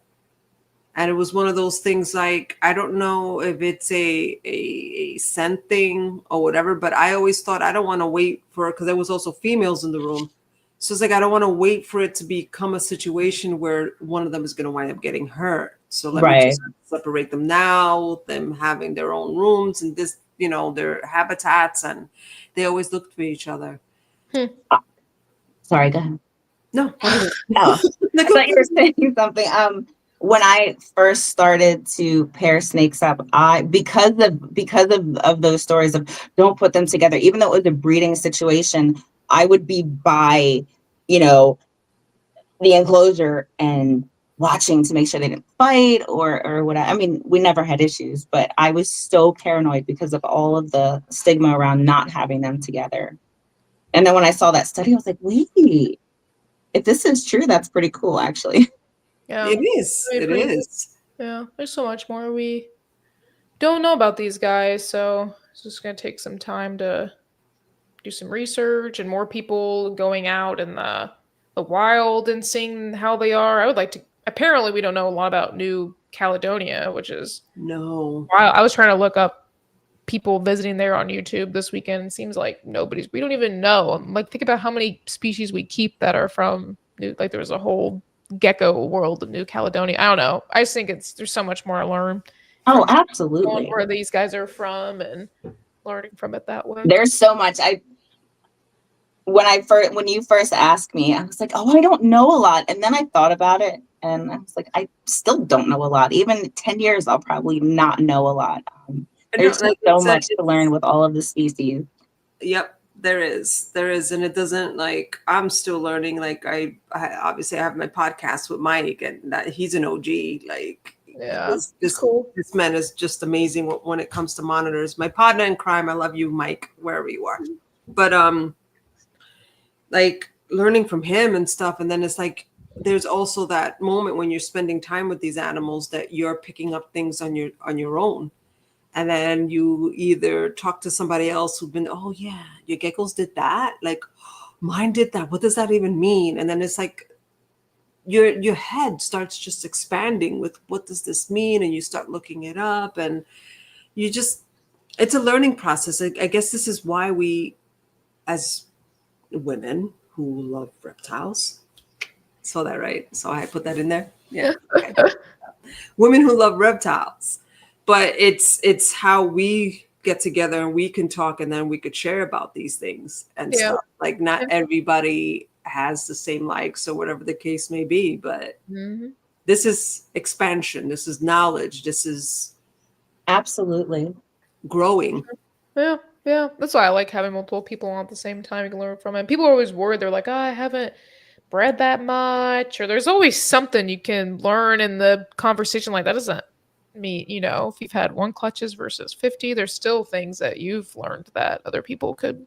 Absolutely. I'm learning that as we're talking. So is there anything that if you could go back and change differently, what would it be? Apart from like you said, going through your I did that too, going through my own collection, focusing on projects. But is there anything else that you think you've learned along the way?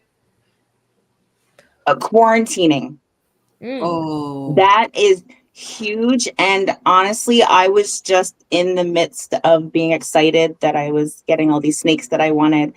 And it's not that I had them on top of each other. They had their own enclosures. I didn't have racks at that point, none of that. So I thought I was safe until the first time I got mites. And then, whoa.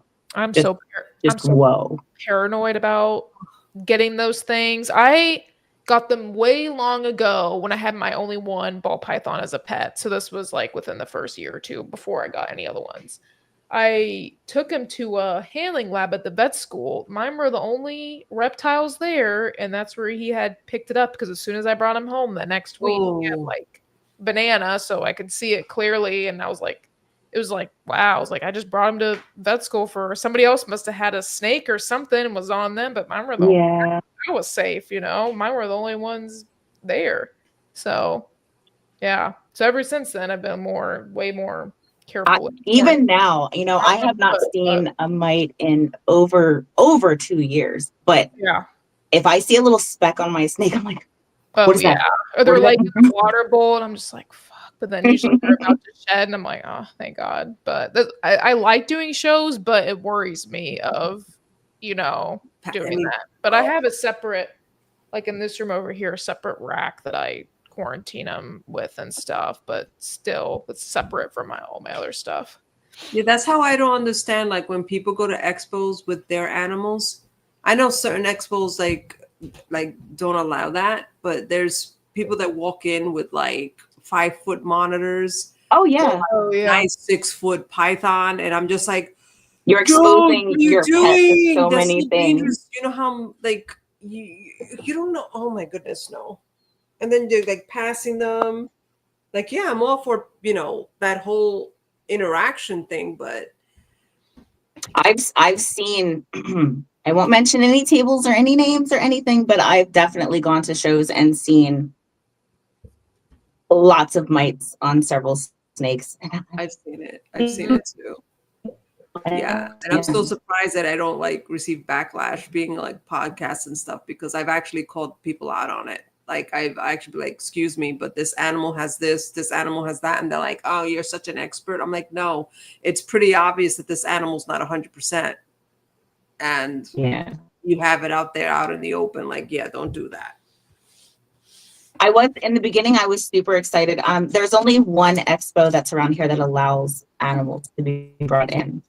And I was super excited about it until I got mites. And I was like, nope, never, ever doing that.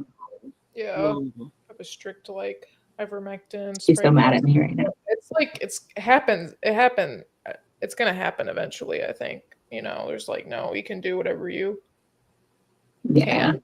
So I feel like sometimes it's just inevitable. So I think having like a separate room, quarantine room, where you can catch it. All your show stuff goes in there. It's probably Absolutely. the best way to do it. So, and This then is currently my photography office, but before it was that, this was my reptile room. Once my eldest son How you moved out, racks, right? everything moved upstairs. But I would have the snakes in here, and then once we did start quarantining, I was in my dining room. I don't have a huge house, so I'm like, well, the dining room plus was rescuing too. So it's not like I was buying healthy snakes from I mean I was, but I was also bringing in the rescues. And once my vet learned that, she would call me with any reptile needed it. And sometimes I was bringing in, snakes that were completely covered in mites.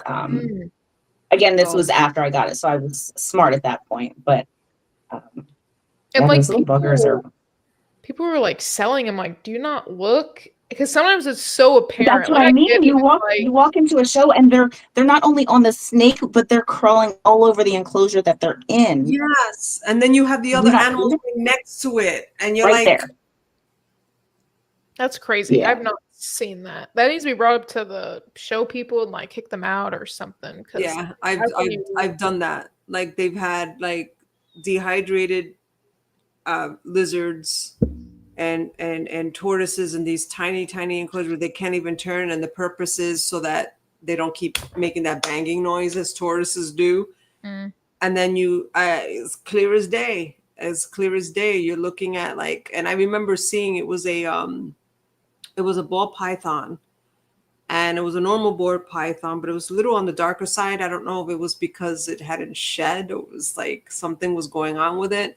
But I remember looking at its face, and you could clearly see the mites just roaming over the eyeball. And then I was just like, oh, because then that's when you see the little salt and pepper in the eye cap. And I remember from rescuing snakes having to clean that. And I'm just like, that animal sitting here, and to me, like it was just, I don't know, it just kind of breaks my heart. Yeah, I definitely got satisfaction from rescuing, but just it almost made me stop wanting to breed, because I was like, well, if I'm putting these snakes out there and there's people like this that treat them that way, I don't know if I want to do this. But then I met, tons of people that love them and all that. But yeah, I've seen some things. The worst I probably saw was at a show. I was looking for a specific morph. I don't remember what it was at that point, but I had seen one and I was super interested, went over, and it kept opening its mouth and fluid was just falling out of its mouth. Oh, man. And at that point, I had been in it for a little bit. So, I looked at the guy behind the table and I said, I'm pretty sure that your snake is sick. Like, he's definitely got a respiratory infection. He's got, he's opening his mouth. And he's like, no, he's fine.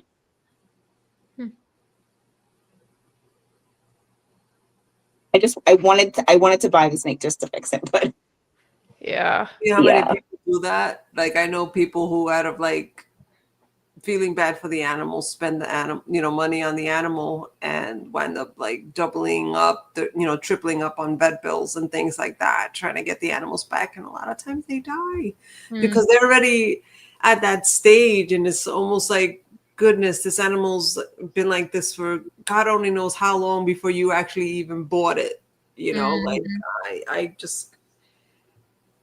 Jen, I don't know if you remember, she had her own hashtag and all that, but the snake that I rescued, her name was August. Yes. So when I got her, she was 2 years old and 60 grams. Yeah, I remember. She had been fed, I want to say it was a mouse, maybe a small mouse, but only once a month. She was tiny. She was so tiny. And I officially stopped rescuing when she passed. I was so attached to her. I couldn't. So, but yeah, there's some stuff out there. That's why I feel like this is amazing. Even though I had my anxiety about, coming on the podcast, just getting information out there to people. You know, they're not just the throwaway pets. Like, they need care. They need the same thing that you would do for your dog. You need to do for your reptiles as well, because Absolutely. they can get sick. They can suffer. You know, they're just. I feel like a lot of times they're purchased to look cool, I guess. And that's when you see the snakes that are unhealthy or sick, or, you know. So this right here, people watching it, yes. Yeah, or like They're just puppy dogs without legs, that's all. Yeah, you get a ball python as a baby. Cutest thing ever. It's like a little cinnamon bun in your hand, right? And it gets older. And the novelty wears off. And then it's like either you give it to somebody else who wants a ball python and realizes that, I don't know if it just sits there, or whatever the case may be. And these animals don't necessarily, end up in the best hands and things like that. So it's I don't know. At the same time, it's like you want to rescue every one. Oh, absolutely. Like you want to be like, no, I'm going to be your saving grace. You're going to.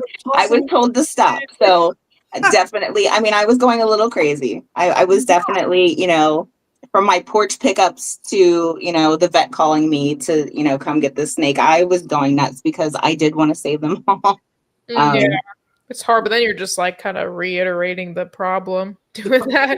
It's hard. Like, you still PetSmart, you see them in there, and you're like, oh. And you're the one that winds up stressed out because of it, and emotionally upset because you're trying to do the right thing. Your heart's in the right place, but the problem is going to continue. It's just the nature. I mean, it's still to this day, which it still happens to dogs.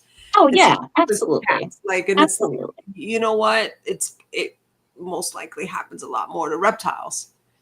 I feel like a lot of I wouldn't say problems, but if you go into a box, pet store, or even honestly some, home-based businesses, and you ask what care the snake needs, you usually get thrown to the tank with the aspirin in it, and this is what you do. Like, it's all very standard, and it's nothing that the snake needs. Nothing. And people go with that. So I think if there was better education on that side of it, which is why I hang out at the pet store, and my daughter hates going with me because she knows the second I start talking to somebody, we're there for a good hour because I'm teaching them how to take care of their snake. I'm not mentioning any. I used to work in one of those box stores. What's that? I used to work in one of those box stores, and I used to literally look at the rule book, what you as an employee have to go by. And I would say, F that. That's like, no. And they're like, well, you have to tell customers. I was like, no, I don't. Wow. It's crazy. No, I don't.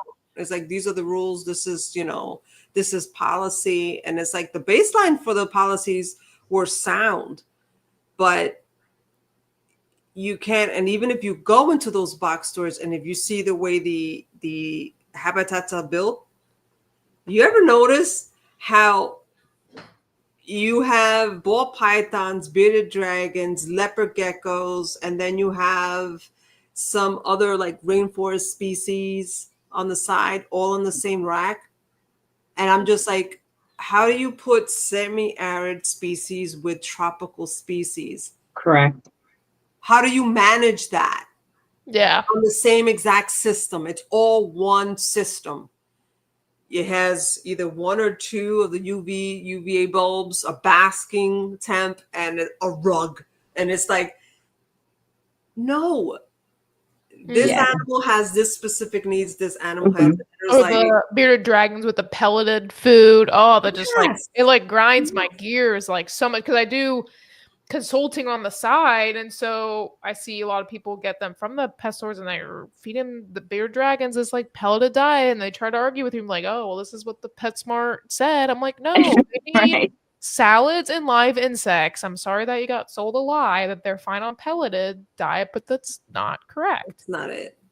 That's definitely. And the same thing was going on with the fish It's like the fish and the reptiles, and I'm just like, I'm serious. This place is gonna like literally. I'm gonna wind up just. We could just educate more people on like how that's not the route. Absolutely. It's hard at Absolutely. shows. Like people will be like, "Why should I get a leopard gecko from you when I can go down to PetSmart when it's like $20?" And so you're like kind of sitting there and like educating them. Like there's a lot of breeding that goes in this. You're not gonna find a freaking orange one there. It's just normal leopard gecko, like the genes and how they're bred is differently, and then the light bulb kind of goes on. But yeah, there's a lot of education that needs to happen. So I think the shows are important to look at it like that, not just moving and selling animals, but the education aspect of it is huge. Right. Yep.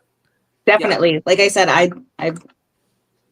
go in the reptile room. I will say the store that sells or that I have a contract with, they do have all of their reptiles separated into specific areas. It's all still in the same room, but they are definitely not clumped up like you would see in PetSmart, where they're all in the little white containers over here. But I hang out there and listen for stories. In fact, there was a gentleman that came in, and I posted this online the other day, or maybe it was a couple weeks ago. But the guy came in, I was waiting for my crickets, and the other gentleman came over to help him, and he was like, "I need a white male rat." Like very specific. And I just looked at him, I said, "Oh, you have a ball python." And he's like, "How did you know?" Said, "Because you don't hear that with any other snake. Like, they eat." And he proceeded to tell me that the snake stopped eating for a couple months, and he's had the snake for 15 or 20 years. And every winter, the snake stops. I said, "Well," I said, "it could be because of breeding season, sometimes the males stop." I said, "However, most of the time, ball pythons will stop eating because of their enclosure, whether it's their heat, whether it's their humidity. If they're not happy, they won't eat." And he said, no, it's not that. It's just every winter when my room gets colder." Oh, my mind was blown. I was like, "Sir, exactly.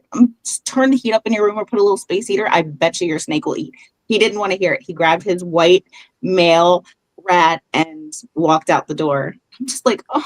Wild. That's the thing. Like people are stubborn, man. They don't want to listen, until the snake gets a respiratory infection. Then they take it to the vet, and then they figure out, maybe I'm not keeping that correctly. So. I hear it every day. They're like, you know what? They know. And as I said, then why did you message me? Why did you bother me when I was in the middle of eating or whatever? Why did you consistently message me that you needed help? And when I told you, you wholeheartedly were like, "No." Because it can't be that simple. It can't be. Absolutely not. Your humidity on your retic, and you know who you are because you're probably watching, but your retic's humidity was at 30%. And you're wondering why that eye cap is not coming off, and your your retic has a little hat sticking out from the head shed, but one of the eye caps came off, but the other one did not. Why is it shedding in little bits and pieces? And it's like, oh, it's always done that. I wonder why. I wonder why. And the water bowl is too small because I'm sick and tired of having to clean it every day because it shits in the bowl all the time. So it's not even capable of, and the thing is not even like big. It's like maybe 16 inches. It's a baby. And you mean to tell me you don't have a bowl big enough? How hard is it for you to go into the enclosure, pick up that bowl, and go and wash it? Like, right. This is not a 10-foot animal that weighs more than a person. Like, yeah, what's the problem here? Exactly. Like, oh, I missed it in the morning, but by the time I get home from work, it's on the drier side. But it's fine. The animal's doing fine. A lot of people are receptive. I've definitely found more people that are receptive to hearing, and not that I'm right. Like I've been corrected, and I as well. I'm like, oh, thank you. I didn't know that, or I misread the conversation. But for the most part, I feel like the people that I talk to, they're like, oh, okay, we'll try this. There's just those few that are like, nope, it's just because it's wintertime. That's it. That's because it's winter. Oh. You just my snake just puts on a sweater and he's fine. Yeah, right. Get one of those snake socks. He'll be fine. He'll be fine. Just fine. Just puts on a little scarf, calls it a day. God. Crazy. Well, man, 2 hours fly by. What? Yes, usually I keep these to like an hour, hour and a half, and I just looked at it's 2 hours. I did see that up there. I was like, wow. Meanwhile, I'm like, Krista, yes, it's got to be earlier. I can't do the late time. Like, Yeah. oh, God. Yeah, I've been kind of playing around with the times and stuff just to see what kind of. I like this time. Oh, I think it's good. Yeah. I think it's good because we went over, but it wasn't gonna be like, oh, it's 12:30. It's freaking midnight or whatever. Yeah. So yeah, I have one, I guess, wrap up kind of question for you. What do you see your business doing in the next, say, like what's your 5-year goal that you want to be able to accomplish? I love what I'm doing now. Whether it's the breeding or the photography with the snakes, I just want that to grow. That's my goal. I'm really not in it to get rich. I genuinely enjoy taking care of them, take them out, things like that. So just my 5-year plan is just to keep this going. That's it. I really enjoy it. My husband looks at me like I'm crazy sometimes because we're not making a ton of money, but I don't know. I love what I do.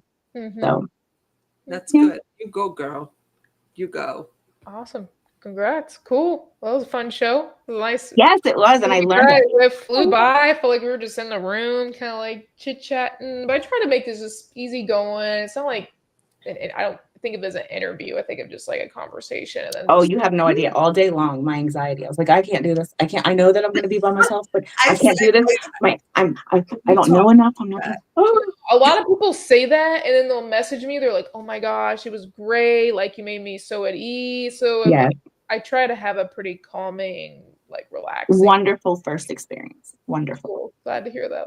That's my goal, is to just make people just relax, chill, and you can tell as you get more comfortable, the more information starts like rolling out. Like the one I did last week, it was like 2.5 hours. Like I just let those ladies go. Like they just were going. I could tell they were getting more comfortable. I'm like, you know what? I'm just gonna give them the range. Just let them have fun. Then they start kind of getting a little quieter. I'm like, all right, now we can kind of wheel it back.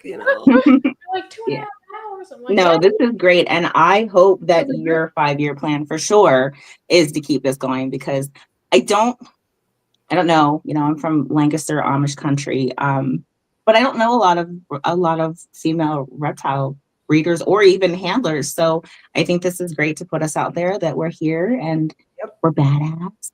Yeah, I appreciate. Yeah, it's been a lot of fun. It'll be a year in July. This was definitely MJ's idea of wanting the Sunday nights to be female keepers and breeders. So I'm just trying to focus on that. Have ladies from different species on and learn, and I think it's going pretty. It's hard sometimes though, trying to guess and like, do people want to learn about this? Because our channel is mostly ball python focused. I feel like, so when we're talking about stuff other than ball pythons, it's sometimes harder to like reel them in a little bit. Mm-hmm. Wise, but I don't know. Maybe notice that on the monitor side too. I don't know. It is. It's almost like it's almost like a niche type situation. Yeah. But at the same time, it's like, like Krista, what you're doing is like freaking amazing. And it's like, I could not like MJ's like, reach out to Krista. And I was like, hell yeah. How could I not, as a woman, not like get, people to be interested in girls who love reptiles and stuff. There's so many of us out there. Yeah. There's so many. And it's either they're not breeders or they're not apt to like talking. Right. And it's like, I hope that this inspires. And it's like, look, everybody can, like, us girls could chill. Like, we can sit there and talk about our nails. Like, I need to get my nails did or we whatever. know- Or we we can know sit there and stuff. talk about genetics, We you know know, and stuff. morphs and stuff. Yeah. We could do both. And like, I just painted my nails black, but this reminds me of the VPI boa constrictor. Right. Exactly. The gin boa, right? Yeah, the gin boa. And then I'm like, you know what? Next week I'm gonna have a leopard gecko pattern. Yes, so yeah, I'm gonna do that. But you know, there's just so much to talk about, and there's so many like fabulous ladies in this industry that need to get out there. Exactly. You need to talk. Tell our stories and motivate people. Exactly. Yep. Very cool. And then how can people reach out to you if they got questions or follow your projects? Give that a little spiel. We have a web. I'm sorry, we don't have a website. We have a Facebook page, and it's just Eyeball Pythons on Facebook. We'll see how this goes. Again, you know, I still feel like I'm very early on in this, so I don't want to go into making, you know, the website yet. Plus, Morph Market helps a lot. We do have a page on Morph Market, but yeah, we have a Facebook, and it's simply just Eyeball Pythons. Okay. Very cool. Awesome. Sounds great. I'll put you guys backstage. I'll probably play a commercial because I forgot to do that halfway through. So MJ doesn't kill me. And then, yeah, I'll put you guys backstage. You're free to go if you want, hang out if you want. Either way. Yeah. Perfect. Thank you so much for this opportunity. This is awesome. Yeah, no This problem. is awesome, but I'm also have to say goodnight to you both because I have to get to bed. I'm Yeah. there. No problem. there. Okay, check Love out. you guys. Have a great night. Have a good night. Bye, guys. Bye. All right. Fantastic show. Thank you all for stopping by. Go ahead and give Mo a follow on Facebook. Reach out to her if you've got questions. But yeah, it's a great conversation. I always enjoy having my co-host Jen with me and, you know, talking to ladies that she finds and brings on. It only helps the network further. So yeah, I'll see you guys next week. I'm going to play this commercial here. And as always, hope you have a good start to your week and reach out if you've got any other questions. Sorry for the interruption, folks, but a quick word from our sponsors. Diversity when it comes to a reptile diet, I feel like is so important. So this is why I'm proud to announce today's sponsor, Blake Exotic Feeders over in Florida. What is up, everybody? Blake here, the owner of Blake's Exotic Feeders. We have all quail available at all times, produced here at my ranch from button day old, from Coturnic day old, all the way to extra large Coturnic quail. If you guys have any questions, DM on Instagram. Appreciate the support, you guys. Make sure you guys hit me up. We have all the quail like I mentioned, and everything is shipped right here from my house. If you want the #1 quail sent to your doorstep and more importantly fed to your reptile, no better company than to go to than Blake Exotic Feeders. #1 quality in quail, hands down, and I gotta tell you, my reptiles love it just as much. Give me a peace of mind to know that these quail are grown on his property and it's not bought third party. Head over to his website, Blake Exotic Animal Ranch, to place your order, or you could just hit him up directly on Instagram. Let him know that the Trap sent you and he'll take extra good care of you. Thank you so much, Blake, for supporting the Trap, and also thank you so much for sending me top quality homegrown quail for my animals. One of the things I love about being a part of the reptile industry is all the learning, okay? Learning can be fun, and I can prove that to you. Thank you so much to today's sponsor, it's Gary Scavino over at gs.reptiles. I highly recommend you head over to his YouTube channel, follow all this man's content when it comes to learning about rare species of snakes you could be keeping in the hobby, and also just finding out how easy a lot of these rare species of snakes are to keep in general. So thank you so much, Gary Scavino of GS Reptiles. Again, head over to his YouTube channel. Also head over to his Instagram to be on top of all of his current work and be ready for a big year over at GS Reptiles. Thank you so much, Gary, for your ongoing support. I really appreciate it. Cheers. Sorry for the interruption, folks, but a quick word from our sponsors. Green tree pythons, emerald tree boas, and plenty other arboreal snakes have been quite the popularity here at the Trap Talk Reptile Network, which brings me to today's sponsor, the Reptile Perch. Head over to the reptileperch.com and Reptile Perch on Instagram. See what type of design PVC perch is best for your arboreal reptile. But first and foremost, I would also check out David Brom's Green Tree Python availability on the website. And you can also check out his Instagram just to stay current on any projects or any productions that he posts. Thank you so much, David Broms, for your ongoing support. Looking forward to seeing what you have to show in the 2025 season.